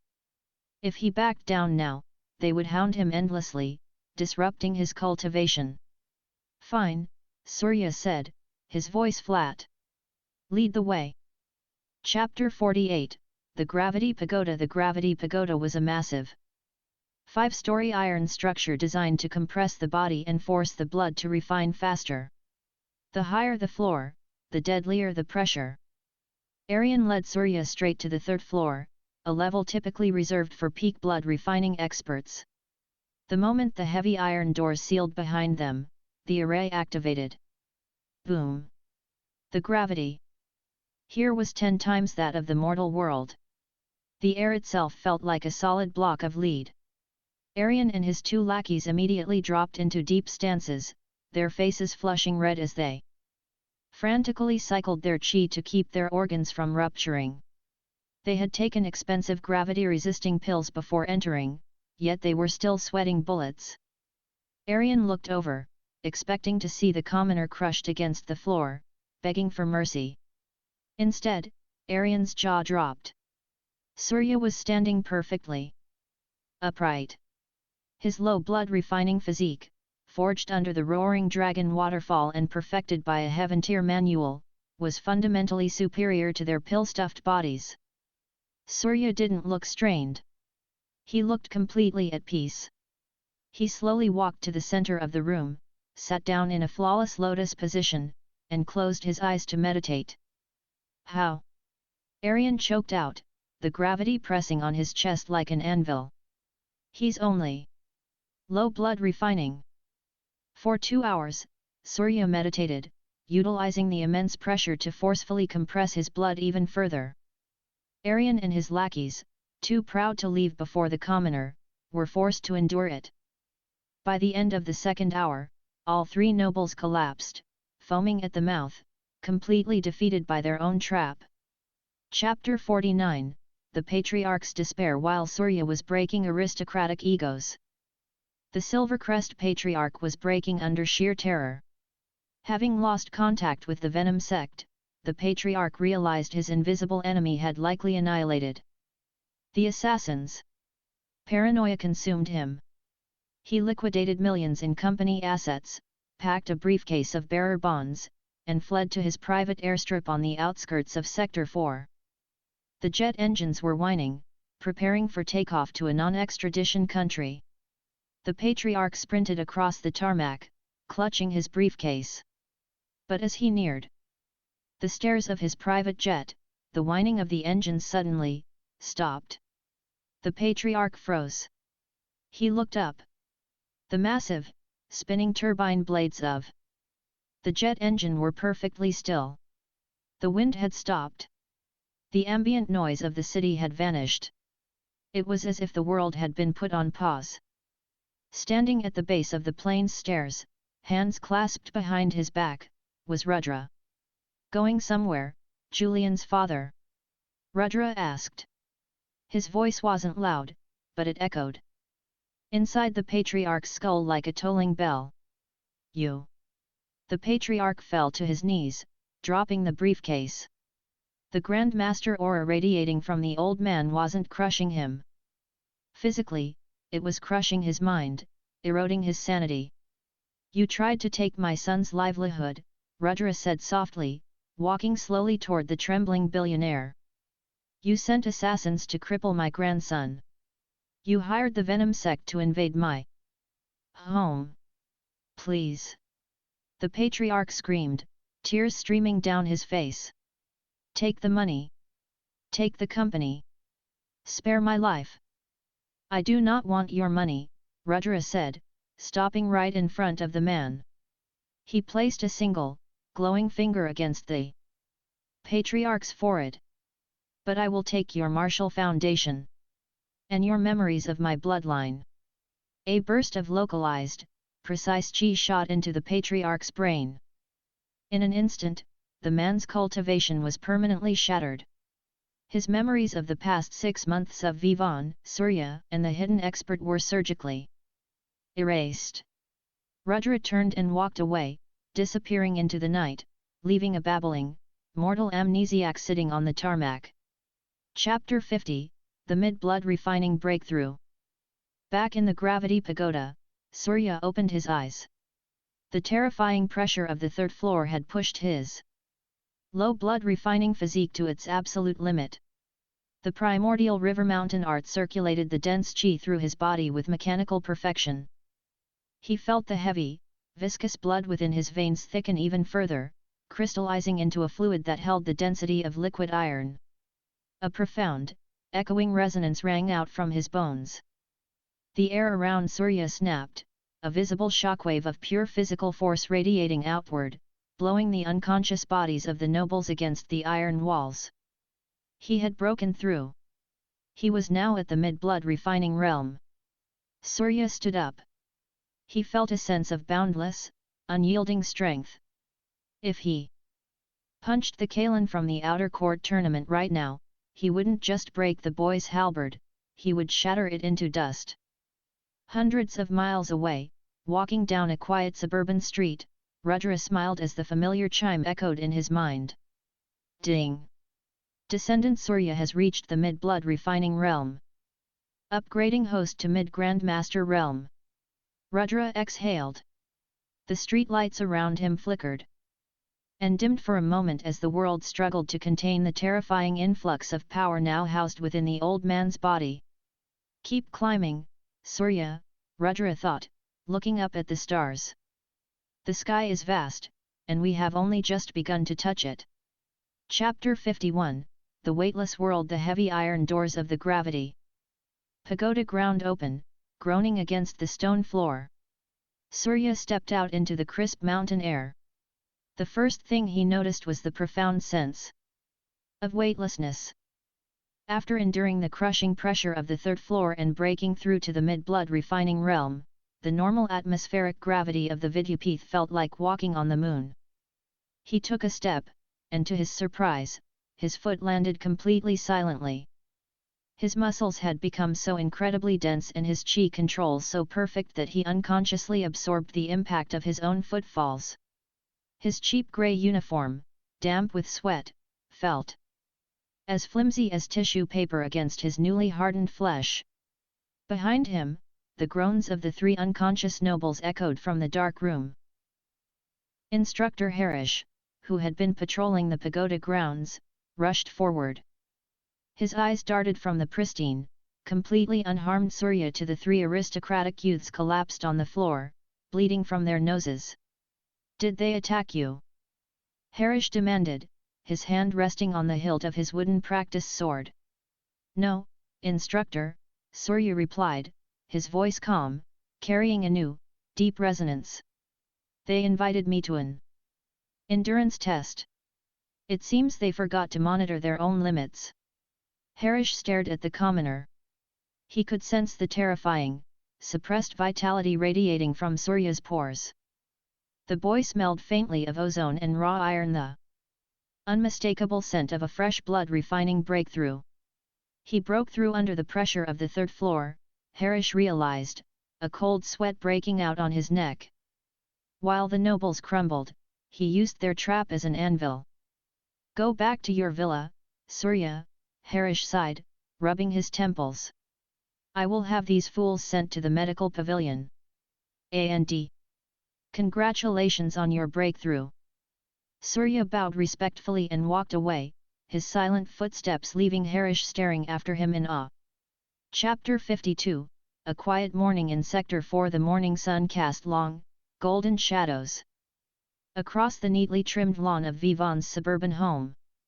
The air smelled of dew and Mira's blooming marigolds. Sitting on the back porch, Rudra held a ceramic teacup. He didn't have a kettle. He simply held the cup, and his mid-grandmaster chi commanded the ambient kinetic energy in the water to accelerate. Within 3 seconds, the water boiled perfectly without a single flame. He dropped in a pinch of tea leaves, sighing as the rich aroma filled the air. Dad, the newspaper is here, Vivon called out, stepping onto the porch. Adjusting his tie before heading to his logistics office. You won't believe the headlines. Rudra took a sip of his tea. Oh? Did the local sports team win? No, it's Julian Silvercrest's father, Vivon said, shaking his head in disbelief. The CEO of Silvercrest Corporation. He was found wandering his private airstrip last night, completely delirious. The doctors say he suffered a massive, sudden stroke. He's lost all his memories of the past year and stepped down from the company. Their stock is plummeting. Is that so? Rudra murmured, his expression a picture of mild, elderly surprise. Life is unpredictable, Vivon. Health is a fragile thing. We must be grateful for our peace. Absolutely, Vivon smiled, kissing his father's forehead. Have a good day, Dad. I'll be home late. As Vivon's car pulled out of the driveway, Rudra's gentle smile slowly faded. He looked down at a tiny, microscopic black beetle crawling on the wooden porch. With a thought, a fraction of a millimeter of space around the beetle folded inward. The insect vanished, instantly teleported to a forest 50 miles away. The Grandmaster realm was not just about brute force, it was about beginning to dictate the rules of reality itself. The Silvercrest threat is neutralized, Rudra thought. But the venomous snakes in the south are still terrified. Good. Let them stay in the dark. Chapter 53, The Dust of the Ancients. Back at the Vidyapith, Surya decided it was time to find a weapon. His fists were deadly, but against cultivators wielding enchanted steel, he needed an equalizer. The inner court-martial library was a massive, ancient pagoda carved directly out of the mountain's core. The air inside was cool, dry, and smelled intensely of aged cedarwood and old parchment. Thousands of jade slips and leather-bound tomes lined the towering shelves. Sitting by the entrance was the library elder, a man so thin and old he looked like a mummified corpse. He didn't even open his eyes as Surya approached. Grandmaster's token bearer, the elder wheezed, his voice sounding like dry leaves scraping across stone. First floor is mortal tier. Second floor is earth tier. You may choose one manual. Do not bite off more than you can chew, boy. Thank you, elder, Surya bowed. He bypassed the first floor entirely and walked up the spiraling wooden stairs. The second floor was dimly lit by glowing moss. Here, the manuals were fewer, protected by faint, shimmering chi barriers. Surya browsed for hours. He ignored the flashy, high-speed rapier techniques favored by the nobles. His mid-blood refining physique was heavy, dense, and built for overwhelming force. Finally, in a dusty, neglected corner, he found a thick, iron-bound book. The Mountain Cleaver Broadsword Art. It was an earth-tier manual that focused on absolute, brutal downward force, relying on the user's physical weight and blood density rather than complex footwork. Surya reached out, pushing his chi through the barrier, and claimed the book. Chapter 54, The Friction of the Blade. Surya spent the last of his merit points at the quartermaster to purchase a standard, heavy iron broadsword. It weighed nearly 40 pounds, a blade that would exhaust an apprentice in minutes, but felt comfortably hefty in Surya's newly forged hands. He retreated to the secluded bamboo grove behind his villa to practice. The mountain cleaver art required the cultivator to draw chi from the earth, pull it in the shoulders, and drive it down through the blade. Surya planted his feet, gripped the hilt with both hands, and cycled his energy. He swung the sword. Swish! The blade cut the air, severing a falling bamboo leaf in half, but the resulting force sent a jarring, painful shockwave back up Surya's arms. He winced, dropping to one knee. Ah! Surya grunted, rubbing his right shoulder. The technique was flawed. Or rather, it wasn't suited for a perfectly forged vessel. The manual instructed the user to forcefully expand their meridians during the swing to accommodate the sudden burst of chi. But Surya's meridians, refined to perfection by Rudra's heaven-tier methods, were already perfectly aligned. Forcing them to expand unnaturally caused violent friction in his chi flow. For 3 hours, Surya tried to adapt, but every swing resulted in painful muscle cramps and a metallic tang of blood in his throat. Exhausted, he left the heavy sword planted in the dirt and dragged himself inside to sleep, leaving the manual on his desk. Chapter 55, The Ghost in the Pages. Midnight draped the Vidyapith in a thick, silvery mist. In the suburbs, Rudra was sitting in his dark living room, his eyes closed. System alert, Descendant Surya has acquired an Earth-tier manual. Mountain Cleaver Broadsword Art. Detecting flaws in the manual. 218 structural inefficiencies found. Reward generated, the flawless heaven-tier heaven-cleaving starfall. Art. Rudra opened his eyes. The shadows in the room seemed to bow to him.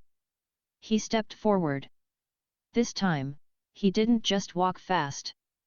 He utilized a sliver of mid-grandmaster spatial law. He took a step in his living room, and his foot landed softly on the wooden floorboards of Surya's villa, 300 miles away. The transition was perfectly silent. Not a single blade of grass on the mountain stirred. The massive, ancient defensive arrays of the Gurukul, designed to detect even a mouse's chi, completely ignored the old man standing in the room. To the array, Rudra was simply empty space. Rudra looked at his sleeping grandson.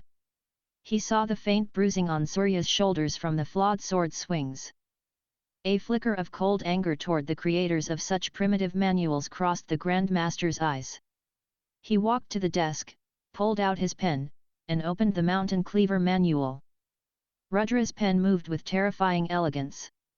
He didn't just cross out words, he redrew the entire anatomical diagrams. He changed the stance from a rigid earth root to a fluid, falling star posture. He eliminated the need to expand the meridians, instead teaching the chi to spiral like a drill before entering the blade. When he finished, Rudra pulled a small, mundane steel thermos from his pocket. Inside was water Mira had boiled that evening, which Rudra had infused with a microscopic drop of pure Grandmaster vitality. He placed the thermos on the desk next to the manual, patted Surya's head gently, and stepped back into the void. Chapter 56, The Resonance of Iron. When Surya woke the next morning, his shoulders still ached dully. He stretched, walking over to his desk to retrieve his manual. He froze. Sitting perfectly centered on the book was a dented steel thermos. It was the exact thermos he used to take to his part-time delivery job back in Sector 4. Surya's breath caught in his throat. With trembling hands, he unscrewed the cap and took a sip. The water was crisp, cool, and tasted faintly of the clay pots Mira kept in their kitchen. The moment the liquid hit his stomach, a wave of gentle, soothing warmth flooded his exhausted muscles, instantly erasing the bruises on his shoulders. He looked down at the manual. The pages were covered in the familiar, elegant handwriting. Do not fight the earth to gain its strength. The earth is already beneath you. Let the blade fall like a dying star. Spiral the chi, do not force it. Surya grabbed the book and the thermos and rushed out to the bamboo grove. He grabbed the heavy iron broadsword from the dirt. He read the newly drawn diagrams. He adjusted his stance, softening his knees, abandoning the rigid posture of the original manual. He drew his chi, but instead of forcing his meridians wide, he visualized the energy spiraling like a vortex down his arms. He swung the blade. Vroom! There was no jarring shockwave. There was no friction. The heavy iron broadsword cut through the air so smoothly that it created a localized vacuum. A crescent of compressed air, sharp as a razor, shot from the blade and cleanly sliced through a 6-inch thick bamboo stalk 10 feet away. Surya stood in stunned silence. The blade hummed in his hands, perfectly resonant with his heartbeat. The heaven-cleaving starfall art had been born. Chapter 57, Whispers in the Venom Sect. Far to the south, deep in the subterranean caverns of the Venom Sect, the atmosphere was suffocatingly tense. The sect leader, his scarred face illuminated by the eerie glow of green spirit torches, sat on his bone throne. He had sworn off Sector 4, terrified of the hidden Grand Master. But a sect could not survive on fear alone. He needed to know if this hidden monster was tied to the orthodox factions. Handler, the sect leader hissed. Have you found any anomalies? The handler bowed deeply, unrolling a parchment. My lord, we dare not scry Sector 4 directly. But we have been monitoring the regional gurukuls.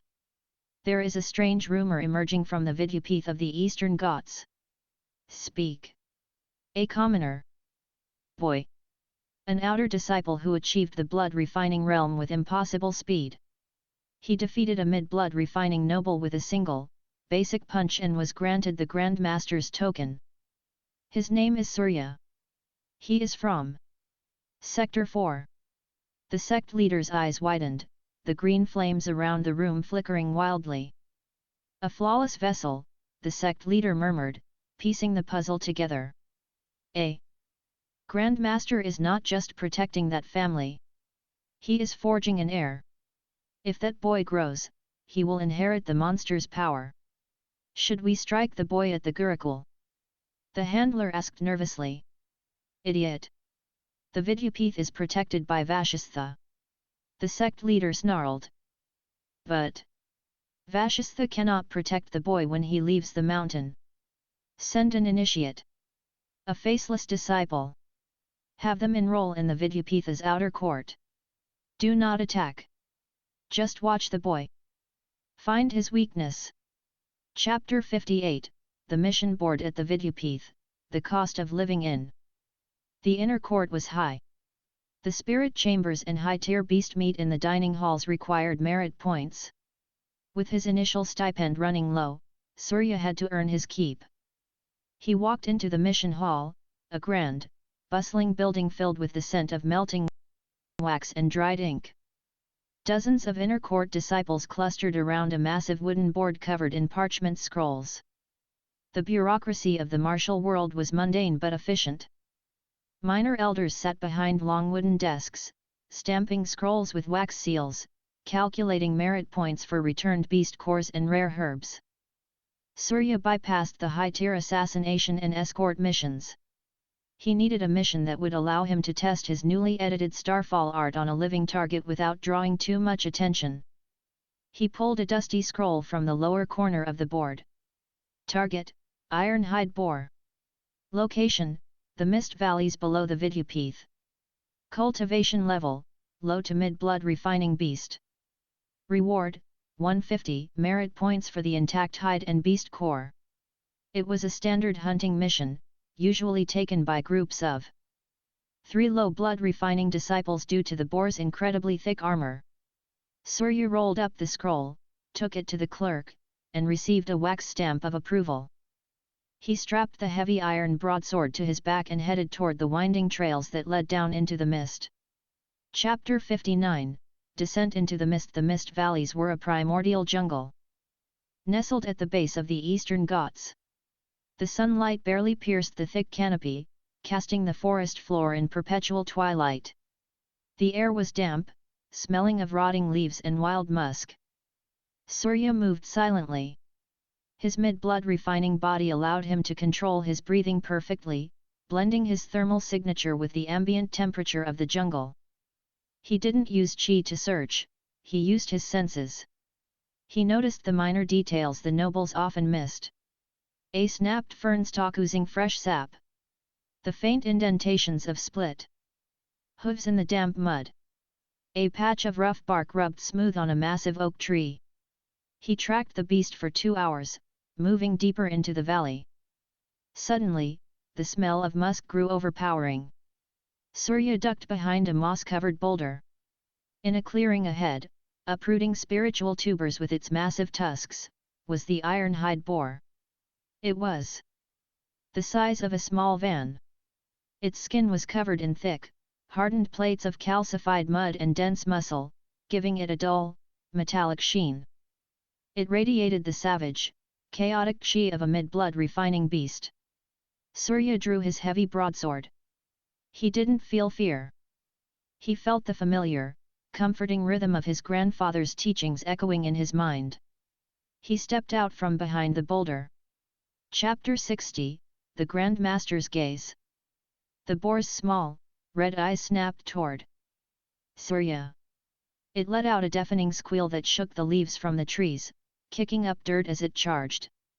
An iron-hide boar's charge was essentially a biological battering ram. Most disciples would attempt to dodge or use complex movement arts to strike its soft underbelly. Surya didn't move. He lowered his stance, pointing the tip of his heavy sword toward the dirt. He inhaled deeply, the chi in his meridians spiraling like a dormant cyclone. High above, sitting in his wooden temple at the peak of the mountain, Grand Master Vashistha watched through his spiritual sense. He wanted to see how the commoner handled a beast of the same cultivation level. Hundreds of miles away, Rudra sat in his rocking chair, his eyes closed, his mid-Grand Master senses easily bridging the distance, watching his grandson with quiet pride. The boar was 10 feet away. 5 feet. Surya moved. He didn't swing wildly. He executed the heaven-cleaving starfall art. His body pivoted, bringing the heavy iron blade up and then bringing it down in a flawless, spiraling arc. The sword didn't just cut, it carried the entire weight of Surya's dense blood and the spiraling vortex of his chi. Shhhhhk. There was no sound of metal striking armor. There was only the wet, whispering sound of flesh parting. Surya stood frozen in his follow-through stance, his sword extended. Behind him, the massive iron-hide boar continued its forward momentum for 2 more steps before neatly splitting directly down the middle.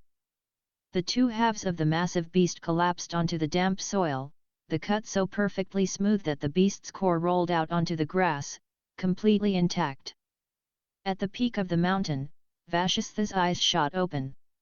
That wasn't the mountain cleaver art, the Grand Master whispered, a chill running down his ancient spine. That was perfection. In Sector 4, Rudra smiled, rocking gently in his chair. The storm was gathering, but his grandson was learning how to be the lightning. Chapter 61, The Butcher's Precision. The mist valleys were utterly silent following the death of the iron-hide boar.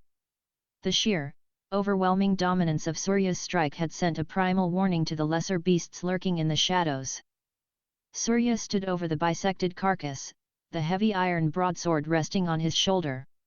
He took a slow breath, letting his spiraling chi settle back into his danshan. The heaven-cleaving starfall art was devastating, but it had drained a quarter of his chi pool in a single swing. He knelt in the damp mud, pulling a small skinning knife from his belt. Harvesting a beast was a messy, precise chore. He started with the beast core. Wedged in the center of the boar's chest cavity, the core was the size of a golf ball, glowing with a dull, earthy brown light. It smelled faintly of ozone and dried blood. He wiped it clean with a handful of moss and slipped it into a leather pouch. Next was the hide. The calcified, iron-like armor plates were incredibly tough. Surya had to channel his mid-blood refining chi into the tiny skinning knife just to cut the connective tissues. It took him 2 hours to carefully peel the plates away, rolling them into a heavy, pungent bundle. When he finally trekked back up the mountain stairs, his grey uniform was stained with mud and beast blood. He carried the massive roll of iron hide over his shoulder like a sack of grain. In the mission hall, the board clerk almost dropped his ink brush when Surya unrolled the flawless hide onto the wooden counter. Not a single tear in the central plating, the clerk muttered, running a hand over the thick armor. A perfect bisection. What did you use? An earth-tier guillotine. A broadsword, Surya replied quietly. The clerk handed over a heavy pouch of wooden merit tokens. 150 points. It was enough to eat high-tier beast meat for a month. Surya thanked him, unaware of the eyes tracking him from the shadows of the hall. Chapter 62, The Sweeper in the Shadows. The Vidyapith was a machine that required constant maintenance. While inner court disciples cultivated, the outer court disciples and hired menials swept the massive stone courtyards, scrubbed the moss from the pagodas, and cleared the incense ash from the shrines. Sweeping the eastern courtyard, a young man in a tattered brown tunic moved with mechanical rhythm. His name was Vane. To the passing nobles, Vane was just another nameless peasant hired from the surrounding villages. His posture was slumped, his eyes downcast. But beneath the ragged tunic, Vane's blood flowed with the chilling, icy viscosity of the late blood refining realm. He was the initiate sent by the Venom sect. Vane's sweeping brought him close to the mission hall just as Surya walked out. Vane kept his head down, the bristles of his broom scraping against the stone. Swish! Swish! Swish! He focused his senses. The boy walking past him smelled of fresh beast blood. Vane's highly trained assassin instincts immediately analyzed Surya. The gait was perfectly balanced. There were no wasted movements. Every step was anchored to the earth. Mid-blood refining, Vane noted mentally, his eyes tracking the mud on Surya's boots. The sect leader was right. A commoner advancing this fast is unnatural. But he is still green. His guard is relaxed in the safe zones. Vane didn't project any killing intent. He simply swept the dust, committing the exact frequency of Surya's heartbeat and breathing pattern to memory. He was a shadow, and he had plenty of time to find the boy's fatal flaw. Chapter 63, The Scent of Iron and Tea. Life in Sector 4 moved at a delightfully mundane pace. The morning market was a chaotic symphony of shouting vendors, honking auto rickshaws, and the smell of fried spices. Rudra walked through the crowded bazaar, a woven wicker basket hanging from his arm. He wore a simple beige kurta, his white hair combed back neatly. He stopped at a vegetable stall.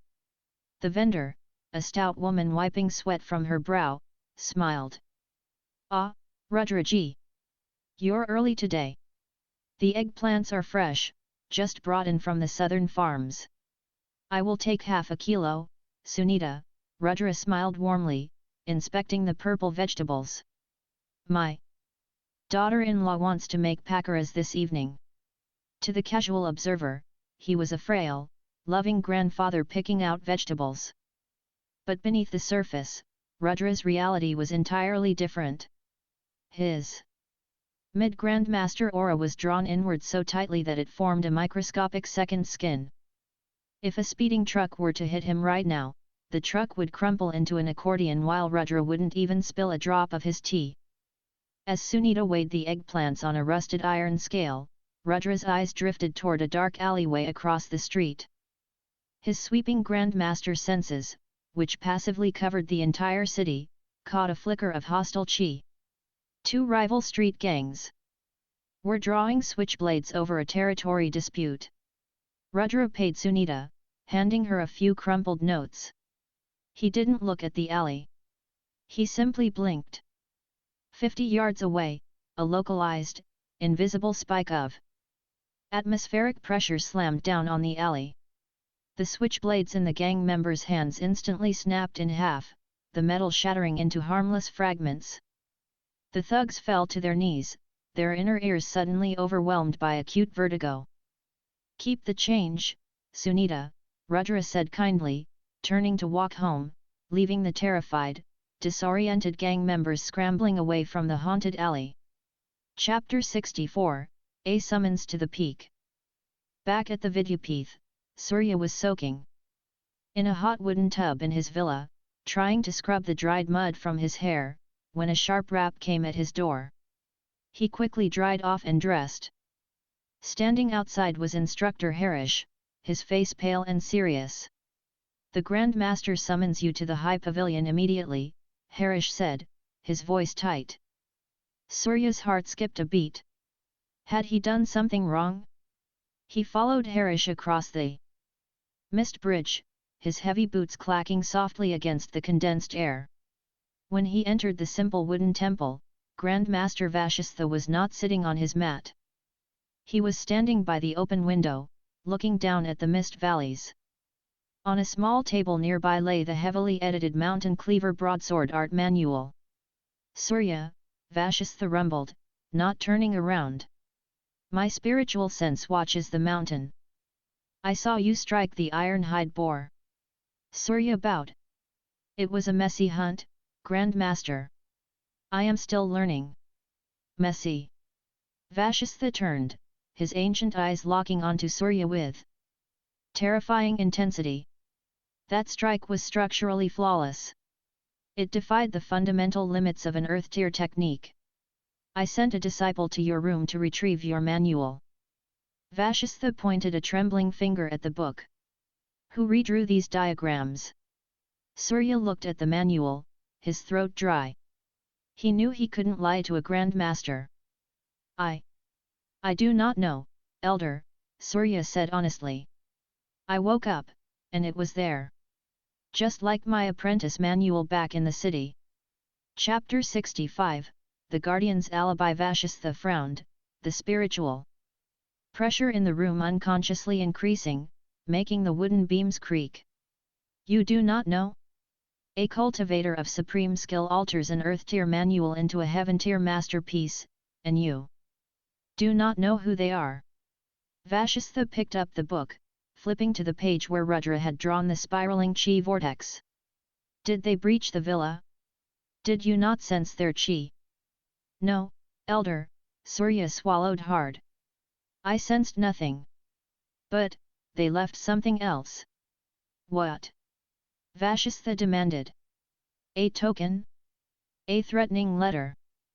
A sweet laddu? And my old steel thermos filled with water." The silence that followed was deafening. Vashistha stared at the commoner boy, his mouth slightly open. A sweet laddu. The Vidyapith was protected by the 9 heavens cloud array.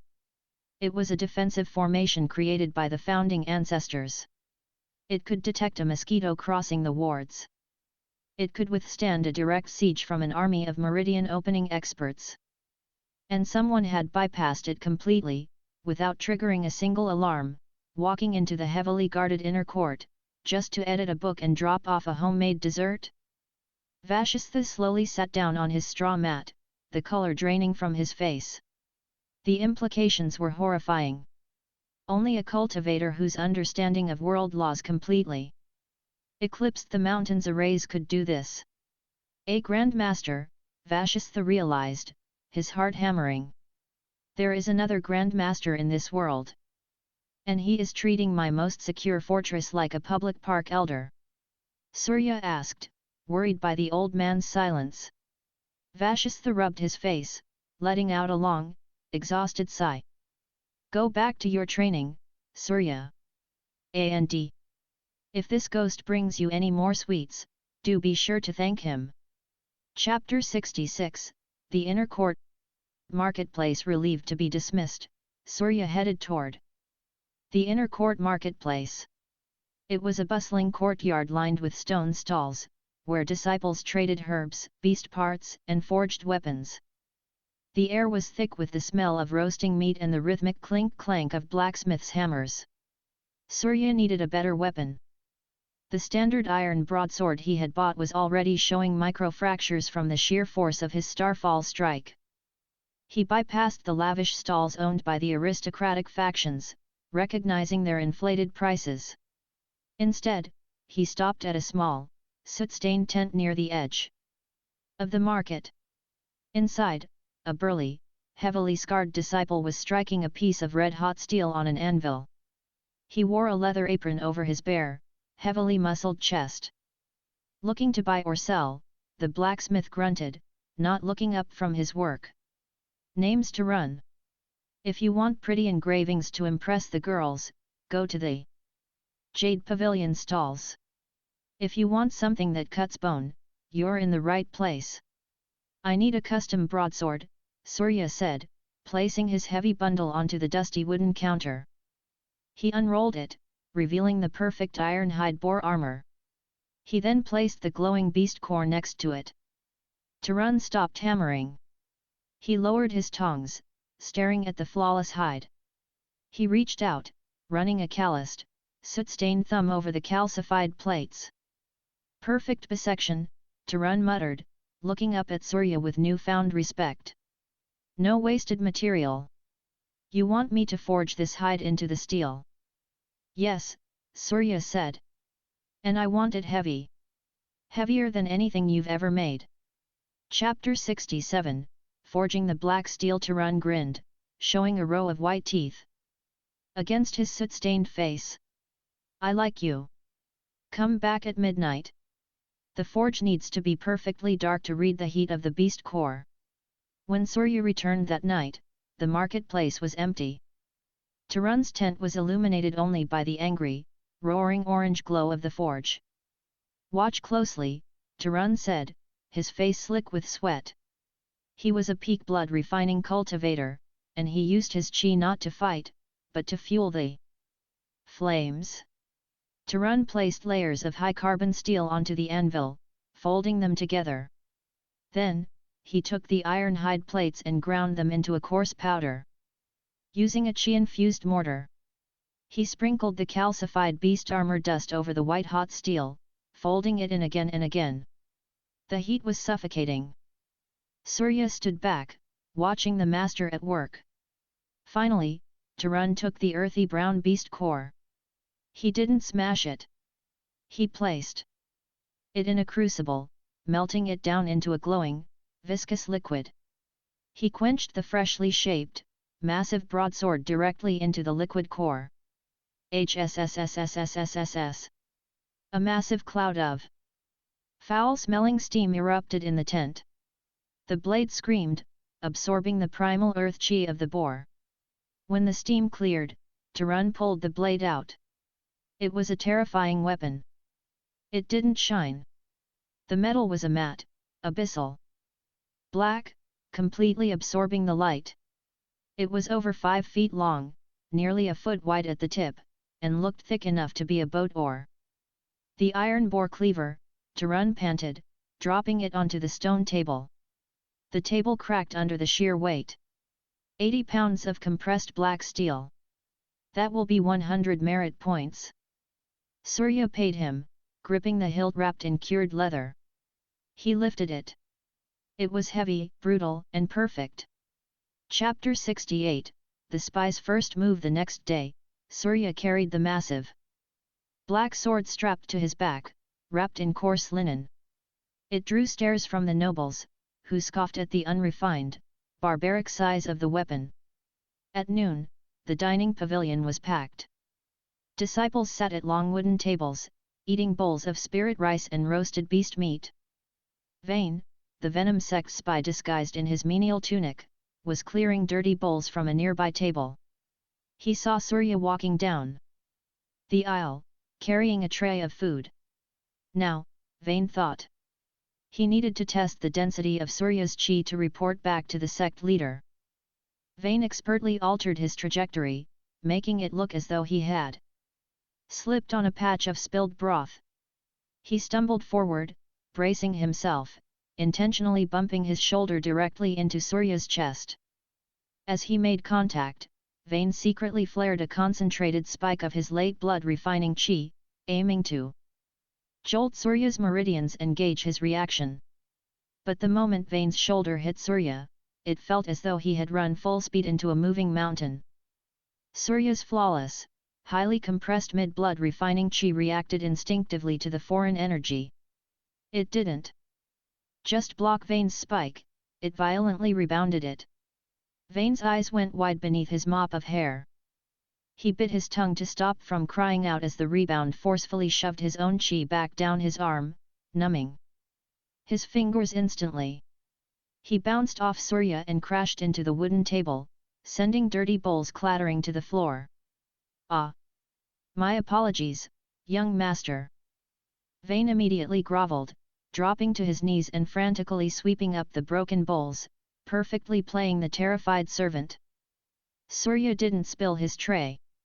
He stood perfectly still, staring down at the sweeping servant. His instincts screamed that something was wrong. A normal servant's shoulder would have dislocated, hitting his dense flesh.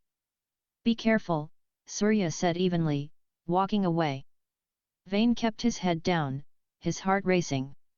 A mid-blood refining body that effortlessly repels late blood refining chi, Vayne thought, cold sweat dripping down his spine.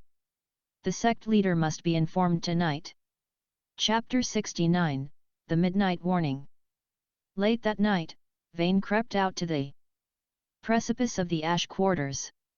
He pulled a tiny, intricately carved bamboo tube from his pocket.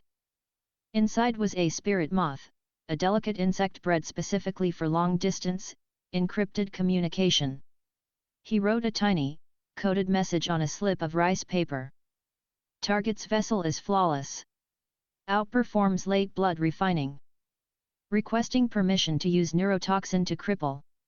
He tied the paper to the moth's leg, infused it with a drop of his blood, and released it. The moth fluttered up, blending instantly into the mist, flying south toward the jungles. 300 miles away, Rudra was asleep in his bed. Suddenly, his eyes snapped open in the darkness.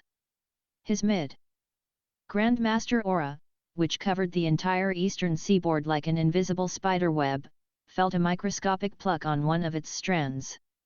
He sat up. He didn't move his body, he moved his mind. His consciousness shot out, traversing the hundreds of miles in a fraction of a second, intercepting the exact spatial coordinates of the spirit moth.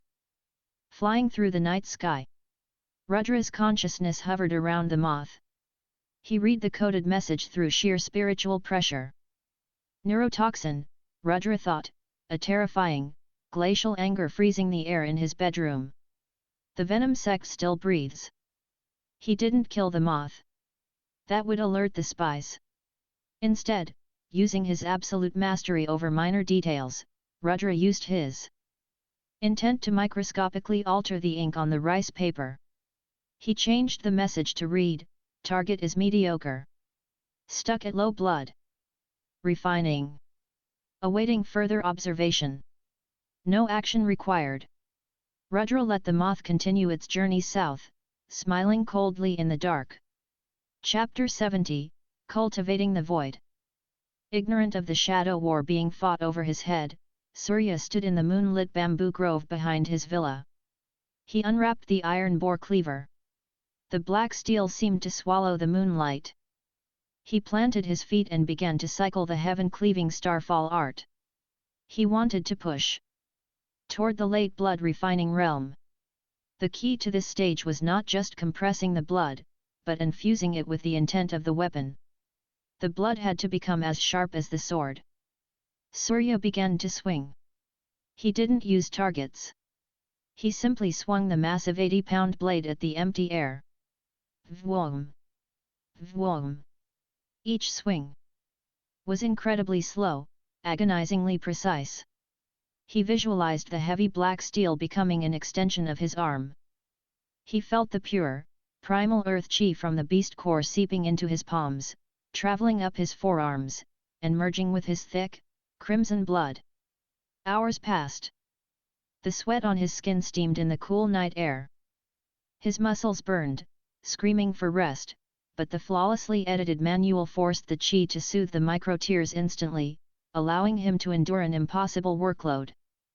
As the sun began to peak over the horizon, casting a golden hue over the eastern Ghats, Surya brought the massive sword down one final time. The air didn't just part, it shrieked. A visible shockwave of compressed, iron-heavy chi tore into the earth, carving a trench 3 feet deep and 10 feet long across the bamboo grove. Surya rested the flat of the heavy blade against his shoulder, exhaling a long, steady breath of white mist. His blood flowed with a heavy, unstoppable momentum. The late blood-refining realm was within sight, and he was ready to carve his way there. Chapter 71, The Weight of Routine. The heavy black steel of the iron bore cleaver demanded absolute discipline. For the next 2 weeks, Surya's life fell into a grueling, rhythmic routine. He woke an hour before dawn, the mountain air biting and cold. He would unwrap the cured leather hilt of his massive broadsword. The leather was already stained dark with his sweat, molding perfectly to the shape of his calloused palms. He spent 2 hours in the bamboo grove, practicing the heaven-cleaving starfall art. He didn't swing fast. Speed with an 80-pound blade would tear his shoulder sockets apart. Instead, he practiced the slow, spiraling descent of the chi.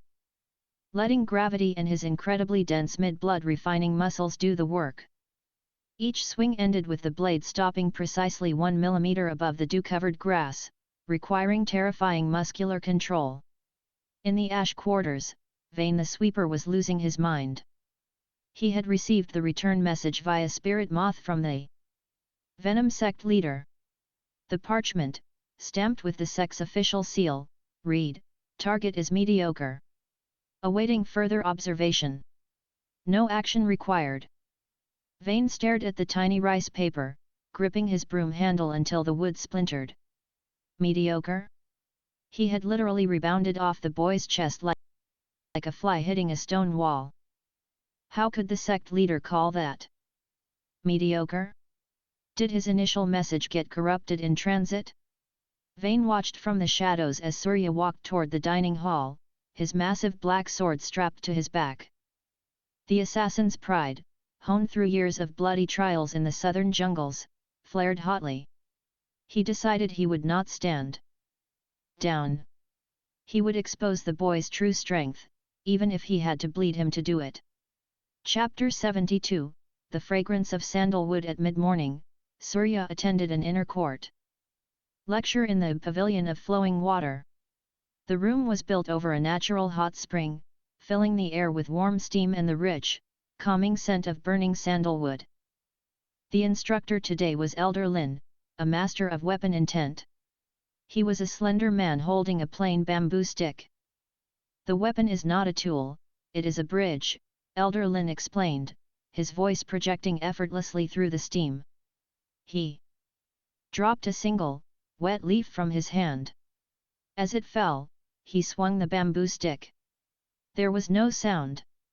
The leaf simply separated into 2 perfect halves before hitting the floor. To achieve weapon aura, your blood must recognize the weapon. The nobles among you, Lin gestured toward Aryan, who was glaring at Surya from the front row, his bruised ego still healing from the gravity pagoda, use rapiers and light swords. You project your chi outward, creating a sharp edge of energy. Elder Lin then looked at Surya, specifically at the massive black hilt protruding from over his shoulder. But heavy weapons do not project, Lin continued. They consume. A heavy blade must become a gravity well for your chi. If you try to push energy out of a broadsword, you will exhaust yourself in 3 swings. You must pull the world's weight into it. Surya's eyes widened slightly. The margin notes in his edited manual made perfect sense now. Let the blade fall like a dying star. Spiral the chi, do not force it. The spiral wasn't an attack, it was a vacuum to draw in kinetic energy. Chapter 73, The Dust of the Archives. To fully understand the beast core fused within his sword, Surya returned to the martial library. The mummified library elder was still sitting by the door, completely motionless. Surya noticed a fascinating minor detail: the dust motes floating in the shafts of sunlight completely avoided the elder. They danced around him in a perfect, 2-foot sphere, repelled by the passive, ancient chi radiating from the old man's skin. Surya bowed silently and headed to the archives section. He found a decaying scroll detailing earth core resonance. He sat on the wooden floorboards, reading carefully. The scroll explained that beasts like the iron-hide boar cultivated by absorbing the heavy, unyielding yin energy of the deep earth. To harmonize with a weapon forged from such a beast, the wielder needed to consume foods rich in earth element minerals, root vegetables, mountain salts, and aged vinegars to thicken the blood and match the blade's frequency. Earth minerals, Surya thought, rubbing his chin. He had been eating standard spirit rice and roasted bird meat. He needed something heavier. Something rooted in the dirt. As he walked out of the library, the elder's dry voice scraped the air. The blade is too heavy for your realm, boy. It will eat your chi. Only if I fight it, elder, Surya replied respectfully. I intend to let it fall. The elder didn't open his eyes, but a faint, dusty chuckle echoed in the hall. Chapter 74, A Parcel from the Slums. When Surya returned to his villa, he found a small, burlap-wrapped parcel resting on his porch. It bore the wax seal of the mundane postal courier service from Sector 4. Surya's heart leaped. He tore open the burlap. Inside was a thick woolen sweater, a letter, and a large glass jar sealed with wax and twine. He opened the letter. The neat, careful handwriting belonged to his mother, Meera. My dearest Surya, your father's business is doing wonderfully. We have moved to a beautiful new home with a garden. Grandpa spends all day rocking in his chair, watching the flowers. He says his joints haven't ached in months. I worried the mountain food would be too bland, so I made your favorite mango pickle. Eat well, study hard, and do not catch a cold. We love you. Surya smiled, pressing the letter against his chest. The mention of his grandfather sitting peacefully in a garden lifted a massive weight from his shoulders. He picked up the glass jar. It was filled with chunks of raw green mango, steeped in dark mustard oil, fenugreek, turmeric, and heavy mountain rock salt. It was the exact type of heavy, earth element food the library scroll had recommended. Hundreds of miles away, Rudra sat on his porch, a knowing smile on his face. He had secretly infused that specific batch of rock salt with a microscopic, perfectly diluted drop of Grandmaster Vitality, specifically tailored to thicken blood. Chapter 75, The Taste of Pickled Mango. Surya couldn't wait. He took a bowl of plain white rice from the dining hall and sat on his porch, opening the jar. The pungent, spicy, earthy aroma of mustard oil and aged mango filled the air. He scooped a generous spoonful onto his rice and took a bite. The crunch of the raw mango was loud in the quiet evening. The sourness hit his tongue first, followed by the fiery kick of the spices. But as he swallowed, something entirely unexpected happened. A profound, heavy warmth erupted in his stomach. It wasn't the violent, burning heat of a medicinal pill. It felt like a warm, heavy blanket wrapping around his internal organs. The rock salt, blessed by Rudra's invisible Grandmaster Chi, instantly dissolved into his bloodstream. The heavy earth minerals synchronized flawlessly with the heaven-cleaving starfall art. Surya felt his blood, already as thick as mercury, begin to darken, taking on a faint, almost metallic sheen. His heart pumped slower, but with terrifying, concussive force. Thump! Thump! The iron bore cleaver, leaning against the wooden railing, suddenly gave a faint, resonant hum, vibrating in tune with Surya's newly enriched blood. The friction between his body and the weapon had vanished. Chapter 76, The Sweeper's Trap. That night, a thick, unseasonal fog rolled into the eastern Ghats, blanketing the bamboo grove in a suffocating grey haze. Vane stood among the bamboo stalks, dressed in his black combat suit, having discarded the sweeper's tunic. He held a cylindrical bamboo tube in his hand, a lethal, concealed weapon known as the 1,000 Weeping Needles. The needles were coated in a paralytic sap harvested from the southern swamps. It wouldn't kill, but it would numb the meridians instantly. He knew Surya came here every night to practice. I will paralyze him, drag him down the mountain, and extract the truth from his veins, Vane thought, his late blood refining chi suppressing his body heat until he was as cold as the fog around him. The sect leader will reward me when he sees the boy's secrets. Footsteps approached. Heavy, deliberate, and perfectly spaced. Through the fog, the silhouette of Surya emerged. He carried the massive black broadsword loosely in his right hand, the tip dragging slightly against the earth, drawing a deep furrow in the soil. Vane held his breath. He aimed the bamboo cylinder directly at Surya's chest, waiting for the boy to step into the clearing. Chapter 77, The Midnight Ambush. The moment Surya stepped past the tree line, Vane twisted the base of the cylinder. Thwip thwip thwip thwip. Dozens of hair-thin, black needles shot through the fog with the speed of bullets, completely silent. Surya's perfectly aligned senses screamed. He didn't have time to see the needles, but his skin felt the microscopic displacement of the air. He didn't try to dodge. His body was too heavy, and the needles covered too wide an area. Instead, he relied on the pure, gravitational pull of the Starfall art. He violently twisted his waist, bringing the 80-pound iron bore cleaver up in a defensive arc, using its massive surface area as a shield.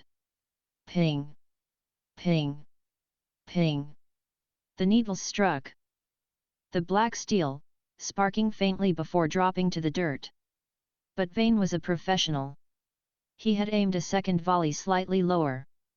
3 needles bypassed the sword and struck Surya's left thigh, piercing his tough trousers and burying themselves a millimeter into his flesh. Surya grunted, stumbling backward. From the fog, Vane dashed forward, drawing a curved dagger. It's over, commoner. That sap paralyzes a late blood refiner in 3 seconds. Chapter 78, Unbreakable Iron. Surya looked down at his thigh. He felt the cold, numbing sensation of the swamp sap trying to invade his bloodstream. But Vane had miscalculated the terrifying density of Surya's perfectly forged vessel, newly enriched by the earth minerals of his mother's pickle. As the poison entered Surya's veins, his heavy, crimson blood reacted like a cornered beast. Instead of circulating the poison to his heart, the dense blood immediately coagulated around the entry wounds, trapping the toxins in localized pockets of deadened flesh. 3 seconds? Surya asked, his voice echoing in the fog, incredibly calm. He pulled the 3 needles out of his thigh and dropped them. A few drops of thick, blackish blood fell to the grass, but his leg remained perfectly stable. Vane froze, his eyes widening behind his mask. Impossible. His blood is rejecting the toxin purely through physical density. You've been watching me, Surya said, his grip tightening on the cured leather hilt of his broadsword. The air around him began to warp as he cycled his chi. You're the sweeper from the eastern courtyard. You hold your broom like a spear. Vane panicked. He had been discovered. He channeled his entire late blood refining chi into his legs and lunged forward, thrusting his dagger at Surya's throat with desperate, blinding speed. Chapter 79, the silent eradication. Surya stepped into the guard. He raised the iron boar cleaver. The heavy blood in his veins spiraled in perfect unison with the starfall art. He didn't swing at Vane, he swung at the space Vane was occupying. Hundreds of miles away, Rudra was sitting in his living room in Sector 4. He had felt the Venom Sect assassin make his move. Rudra raised his hand, pointing a single finger toward the darkness of his empty room. If Surya kills him, the boy will bear the trauma of taking a human life too early, Rudra thought. I will handle the trash. As Surya's massive black blade descended toward Vane, Vane realized he couldn't block it. The sheer gravitational force of the strike was locking him in place. In a panic, Vane attempted to detonate his own meridians, a suicide art meant to take his enemy with him in a blast of corrosive chi.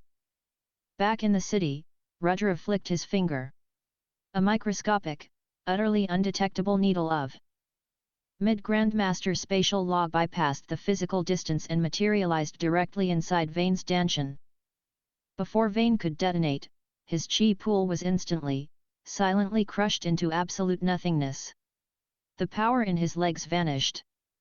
Surya's broadsword descended.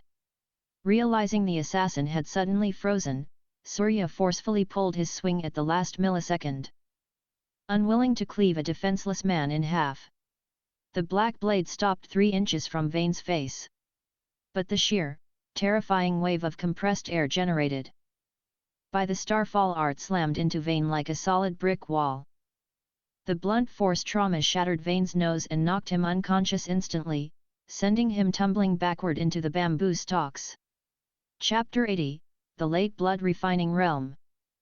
Surya stood over the unconscious assassin, panting heavily. The adrenaline of the ambush, combined with the lingering, heavy earth chi from the pickled mango, created a perfect storm within his body. His blood roared. It felt as though a dam had finally burst. The heavy, metallic blood completely saturated every inch of his marrow, expanding his internal capacity. His muscles tightened, compressing even further, shedding the last remnants of soft mortal tissue. A visible ring of dust exploded outward from his boots, flattening the grass in a 10-foot radius. Surya closed his eyes, feeling the immense, grounding power flowing through his veins. He had reached the late blood refining realm. Far away, in the quiet suburbs of Sector 4, Rudra closed his eyes as the familiar, glorious chime rang in his soul.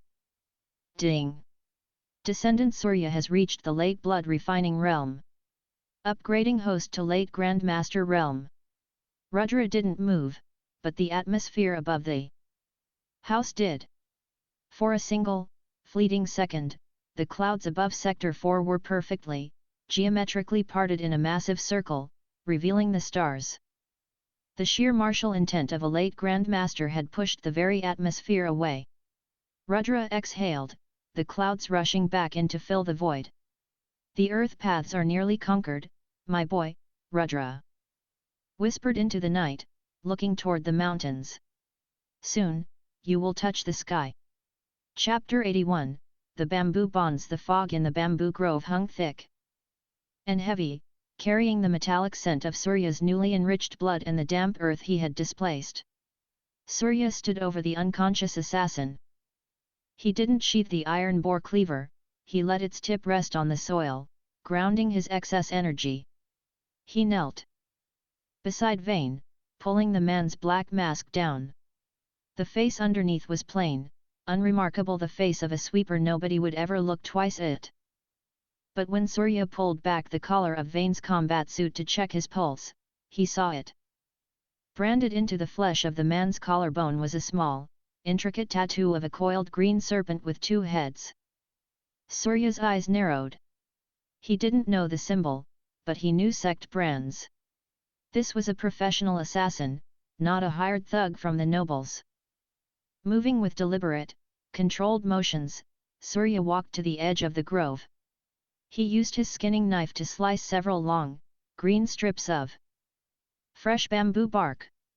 Bamboo bark, when stripped green, possessed incredible tensile strength. He returned to Vane, binding the man's wrists and ankles with tight, unforgiving knots, wrapping the bark multiple times until it cut slightly into the suit. He slung the massive 80-pound broadsword onto his back. Then, grabbing Vane by the collar of his suit, Surya dragged the unconscious assassin out of the grove. The heavy thud of Vane's boots bouncing against the stone path echoed loudly in the quiet night as Surya marched directly toward the instructor's pavilion. Chapter 82, The Collapsed Star. Instructor Harish was drinking a bitter herbal tea, going over the patrol rosters, when a sharp knock rattled his wooden door. He opened it to find Surya standing there, completely unharmed, casually holding an unconscious man wrapped in black combat gear by the scruff of his neck. "I was ambushed in the bamboo grove, Instructor," Surya said, his voice carrying the deep, resonant hum of the late blood-refining realm. "He used paralytic needles and a dagger. He bears a serpent brand on his collarbone." Harish dropped his teacup. It shattered, hot tea pooling over the patrol rosters. He stared at the tattoo, his face draining of color. The Venom Sect. A sleeper agent in the Vidyapith.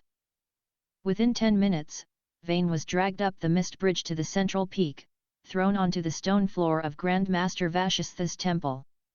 The Grand Master sat on his mat, his ancient eyes fixed on the assassin.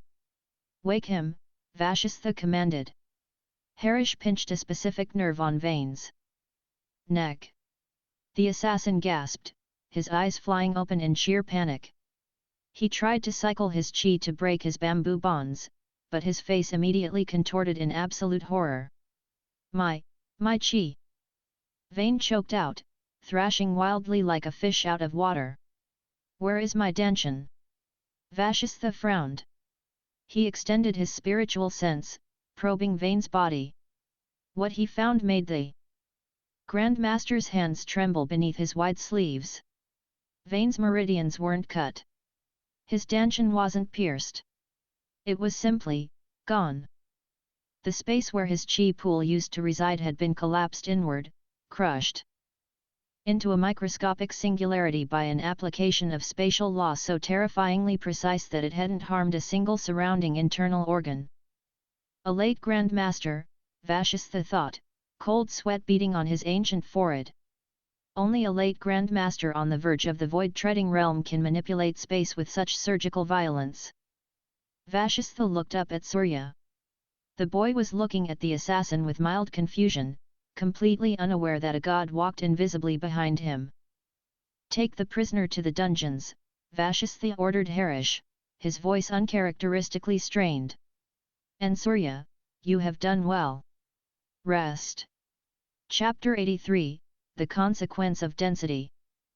When Surya returned to his villa and the adrenaline finally faded, he immediately noticed the physical consequences of his breakthrough. He walked to his wooden desk and sat down in his sturdy oak chair. Crack! The chair instantly splintered beneath him. Surya caught himself before he hit the floor, hovering in a deep squat. He looked at the shattered wood in bewilderment. He wasn't actively projecting chi. But the late blood-refining realm meant his blood had crystallized into a fluid denser than mercury. His physical mass had increased drastically, even though his physical size remained the same lean, corded shape. He now weighed nearly 300 pounds. He walked to the wash basin to splash water on his face. As he leaned over, his heartbeat slow, but incredibly powerful, sent microscopic vibrations through his chest cavity. He watched in fascination as the water in the porcelain basin formed perfectly concentric ripples in time with his pulse. Thump! Thump! "I am too heavy," Surya muttered to himself. He realized that if he sparred with an apprentice realm disciple now, an accidental brush of his shoulder would shatter their collarbone. He spent the rest of the night practicing basic mortal movements. Walking across the floorboards without making them creak. Picking up a fragile ceramic teacup without crushing it into powder. It was an agonizing, tedious exercise and supreme physical control, far harder than swinging his broadsword. By dawn, he could finally sit on the edge of his bed without breaking the frame. He was learning to tether his immense mass. Chapter 84, The Edge of the Void. Hundreds of miles away, the morning sun bathed Sector 4 in a warm, golden glow. Rudra sat on his porch, holding a cup of Mira's freshly brewed ginger tea. The world looked different this morning. Having reached the late Grand Master realm, the physical world felt delightfully soft, like clay waiting to be molded. The air pressure, the pull of gravity, the magnetic fields of the earth, they were no longer absolute laws, they were suggestions. Rudra watched a dry autumn leaf detach from the banyan tree. He didn't use his hands. He didn't blow on it. He simply focused his martial intent on the space beneath the leaf. The localized gravity around the leaf inverted. The dry leaf stopped falling, hovering perfectly still in mid-air. With another thought, the leaf gently floated sideways and landed neatly on the edge of his tea saucer. Fascinating, Rudra murmured. He was approaching the absolute peak of the earthly paths. The next realm void treading would allow him to sever his ties to the earth entirely. His sweeping, passive spiritual sense covered the entire state of West Bengal. He could feel the chaotic, bustling chi of millions of mortals, the faint, flickering embers of low-level cultivators hiding in the cities, and the terrified, tightly sealed chi of the Venom sect far in the south. They have closed their doors, Rudra noted, sensing the massive array sealing the underground caverns. They cower like rats in a burrow. Let them stay there.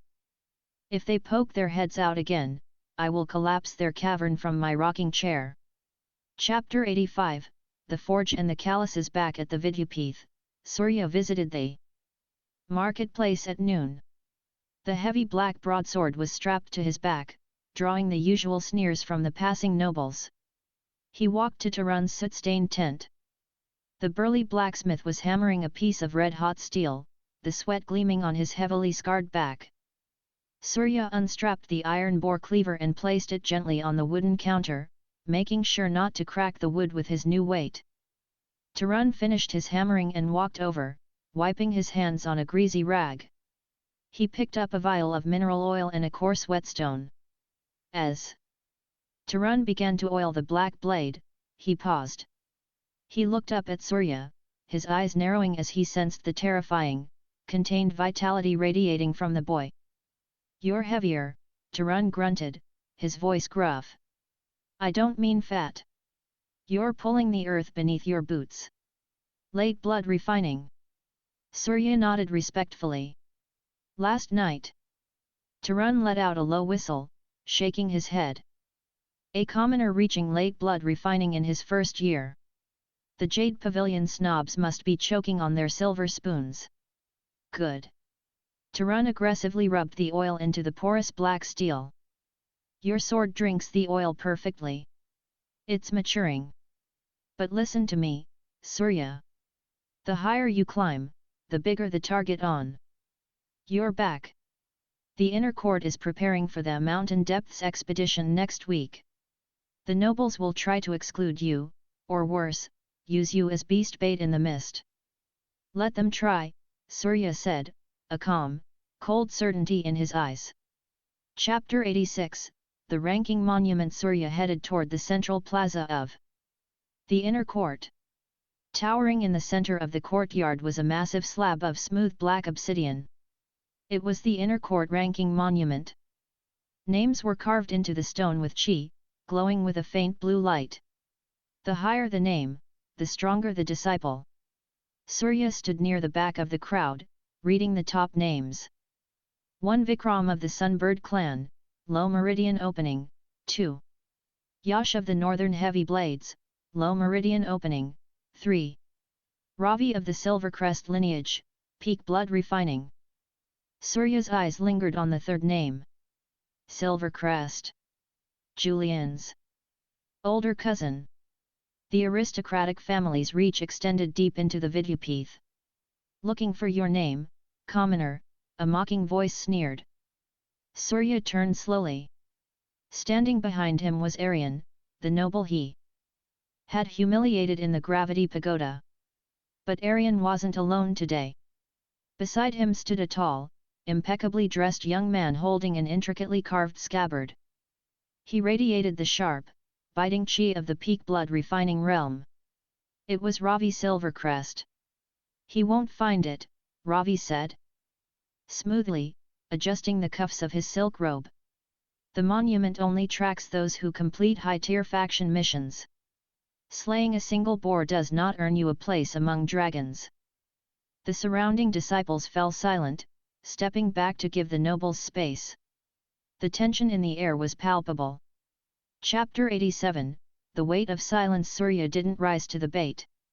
He looked at Ravi with the same detached calmness he used to observe a falling leaf. I am not looking for my name, Surya said quietly. I am just reading the stone. Ravi's eye twitched. The commoner's lack of fear was infuriating. I heard you had a lucky breakthrough. Late blood refining. Impressive for a slum rat. But the Mountain Depths expedition requires a 5-man squad. I am the captain of Squad 3. I strongly suggest you sit this expedition out, Surya. Accidents happen in the deep mist. It was a blatant threat. Surya fully turned to face Ravi. He didn't draw his sword. He didn't step into a stance. He simply stopped actively suppressing his physical density.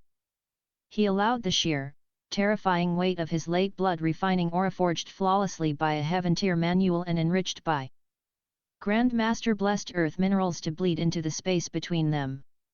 The air grew instantly heavy. The ambient dust particles floating between them plummeted to the stone floor. Ravi, who had expected the wild, unrefined chi of a commoner, suddenly felt as though a massive boulder had been dropped on his chest. His sharp, needle-like peak blood refining aura slammed against Surya's heavy aura, and Ravi's aura instantly shattered like glass hitting an iron anvil. Ravi staggered backward a half step, his face turning pale, his breath catching in his throat. Aryan, standing slightly behind him, gasped for air, clutching his chest. Surya hadn't even blinked. I will join the expedition, Surya said, his voice quiet but echoing like a drum. And I will watch my own back. Excuse me. He turned and walked away, leaving the third-ranked disciple in the inner court trembling in a cold sweat, unable to utter a single word in response. Chapter 88, The Shuttered Caverns.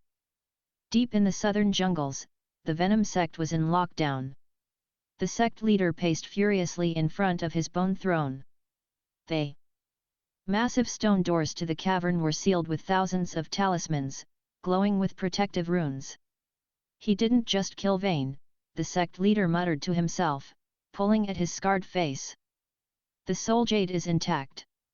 But Vayne's connection to the world is totally severed. The Grandmaster erased his Danshan without killing him. It's a warning. The handler stood shivering in the corner. My lord, the entire sect has been recalled. All external contracts are cancelled. We are bleeding funds. Fools care about funds, the wise care about their heads. The sect leader roared. That monster can bend space. If we step outside, he could decapitate me from 1,000 miles away.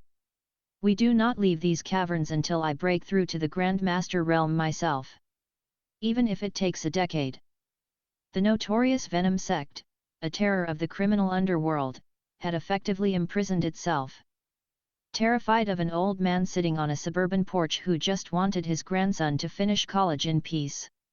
Chapter 89, The Earth Breathes. The night before the Mountain Depths expedition, Surya sat in his room, packing his supplies.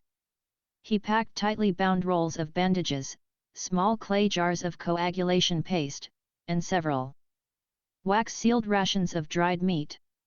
Finally, he carefully packed the half-empty jar of Mira's pickled mango, treating it with more reverence than a high-tier medicinal pill. He opened the Primordial River Mountain Art Manual to review the breathing techniques for endurance.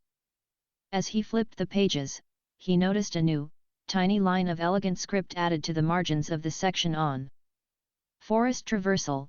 The earth breathes. The trees exhale.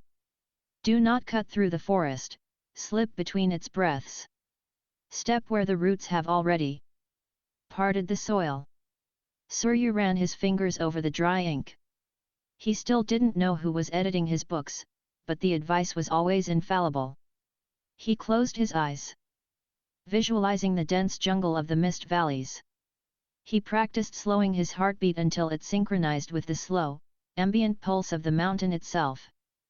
He fell asleep sitting in the lotus position, the heavy iron bore cleaver resting across his knees, completely at peace. Chapter 90, The Descent. Dawn broke over the Vidyapith, painting the thick mist in hues of pale gold and bruised purple. 50 inner court disciples gathered at the massive iron gates leading to the descent trail. They were divided into 10 squads of 5. The air was thick with nervous energy. The depths of the mountain were not a controlled training ground, they were the domain of ancient beasts and deadly spiritual flora. Surya stood with Squad 7. To his mild surprise, his squad captain wasn't an arrogant noble. It was Vikram of the Sunbird clan, the number 1 ranked disciple in the inner court, a low meridian opening expert. Vikram was a tall, stoic young man with piercing hawk-like eyes, wielding a slender, curved sun blade. Also in the squad were 2 female disciples specializing in healing arrays, and a timid archer. Vikram looked over his squad. His eyes stopped on Surya, lingering on the absurdly massive black broadsword strapped to Surya's back. "Surya of Sector 4, Vikram said, his voice calm and authoritative. "I requested you for my squad. I saw the iron-hide boar armor you sold to the quartermaster. I need a vanguard who can hold the line against heavy beasts." "I will hold the line, Captain," Surya replied simply. "Good," Vikram nodded, turning toward the iron gates. "Stay close. Trust the healers. And do not draw blood unless necessary, the scent carries for miles down there." The massive iron gates groaned open, releasing a wave of cold, damp air smelling of ancient rot and wild magic. Surya adjusted the leather strap on his chest. He took a deep breath, slipping into the mental state his grandfather's notes had taught him, and stepped into the mist. The true hunt had begun. Chapter 91, The Breath of the Forest. The mist valleys swallowed Squad 7 the moment they stepped past the iron gates. The transition from the pristine, spiritual air of the Vidyapith to the primordial depths was physically jarring. The atmosphere here was thick, heavy with the scent of rotting ancient wood, damp ferns, and the metallic tang of hidden predators. The mist clung to their clothes like wet cobwebs, reducing visibility to a mere 30 feet. Vikram led the formation, his hand resting lightly on the hilt of his slender sun blade. He moved with the crisp, efficient grace of a meridian opening expert, his chi passively repelling the dampness. Behind him were the twin healers, Neela and Riya, keeping close to the timid archer, Kiran. They were all in the mid-blood refining realm, struggling slightly to adapt to the uneven, moss-slicked terrain. Kiran stepped on a dry root hidden under the mud, causing a sharp snap that echoed loudly in the dense fog. Vikram paused, his eyes narrowing, but he didn't speak. Surya brought up the rear. Despite carrying the massive 80-pound iron bore cleaver on his back, he was entirely silent. He recalled the margin notes: the earth breathes. The trees exhale. Do not cut through the forest, slip between its breaths. Surya didn't march, he let his heavy, late blood refining body sink into the natural contours of the earth. He stepped exactly where the soil was already compacted by the ancient roots, avoiding the hollow patches of decaying leaves. His breathing slowed, syncing with the sluggish, creeping rhythm of the mist. Vikram glanced over his shoulder, expecting the vanguard to be lagging. Instead, he saw Surya moving like a ghost.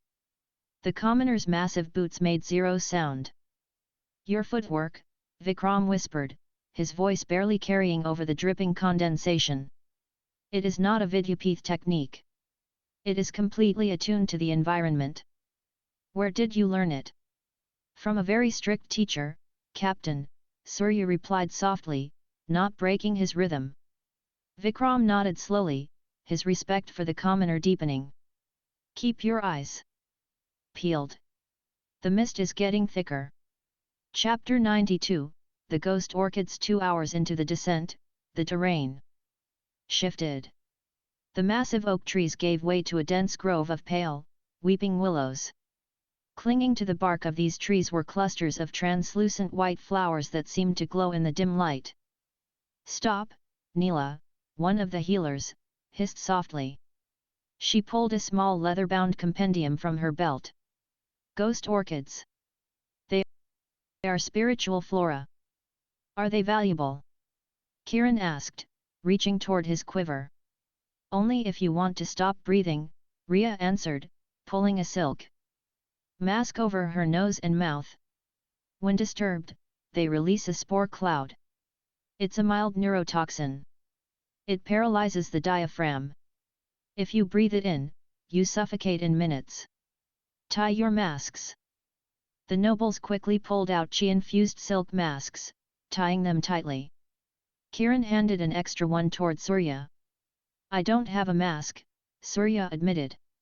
"Take mine, I have a spare," Kiran offered. Nervously. "Save it," Surya said gently, pushing the mask back. He didn't explain that his late blood-refining body, having already conquered the venom sex concentrated sap, was practically immune to ambient flora toxins. His thick, dense blood would immediately isolate and crush the spores before they could reach his lungs. Vikram watched closely as Surya walked straight into the grove without a mask.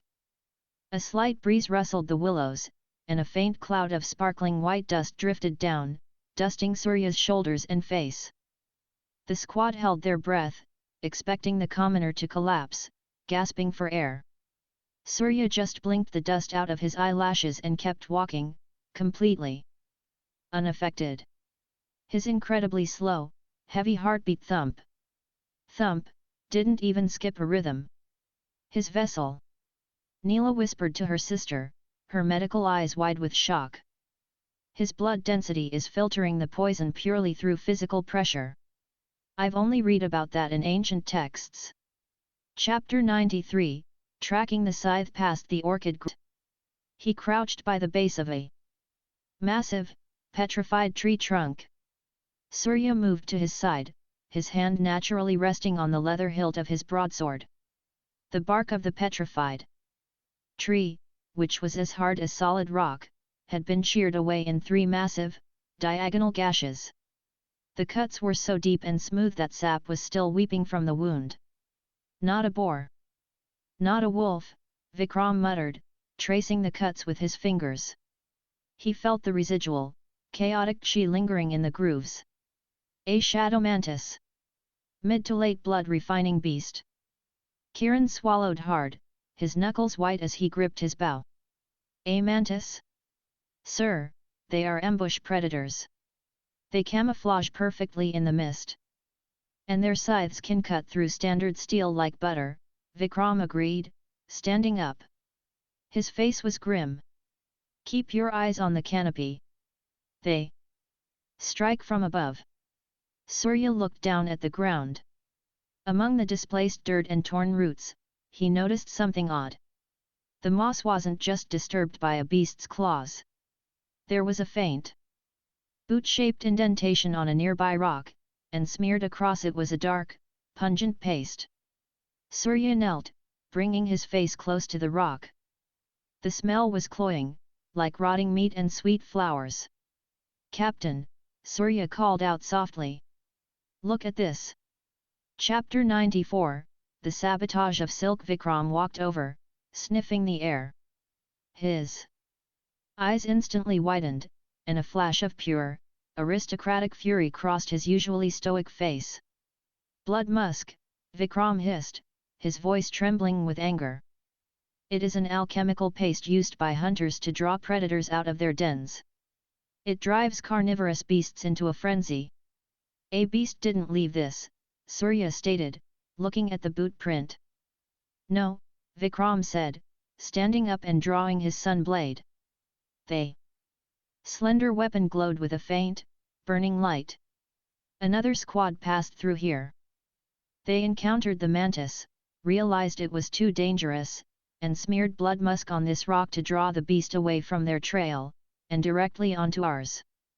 Who would do that? Neela gasped, drawing her twin daggers. Squad 3 was assigned the sector adjacent to ours, Vikram said coldly. Ravi Silvercrest. Surya's eyes darkened.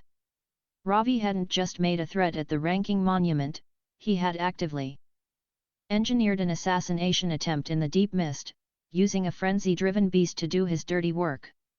If Surya died here, the sect elders would just chalk it up to the hazards of the expedition. A sudden, faint clicking sound echoed from the mist above them.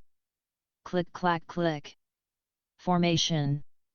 Vikram roared, his meridian opening chi erupting, bathing the clearing in a warm, golden light. Eyes up. Chapter 95,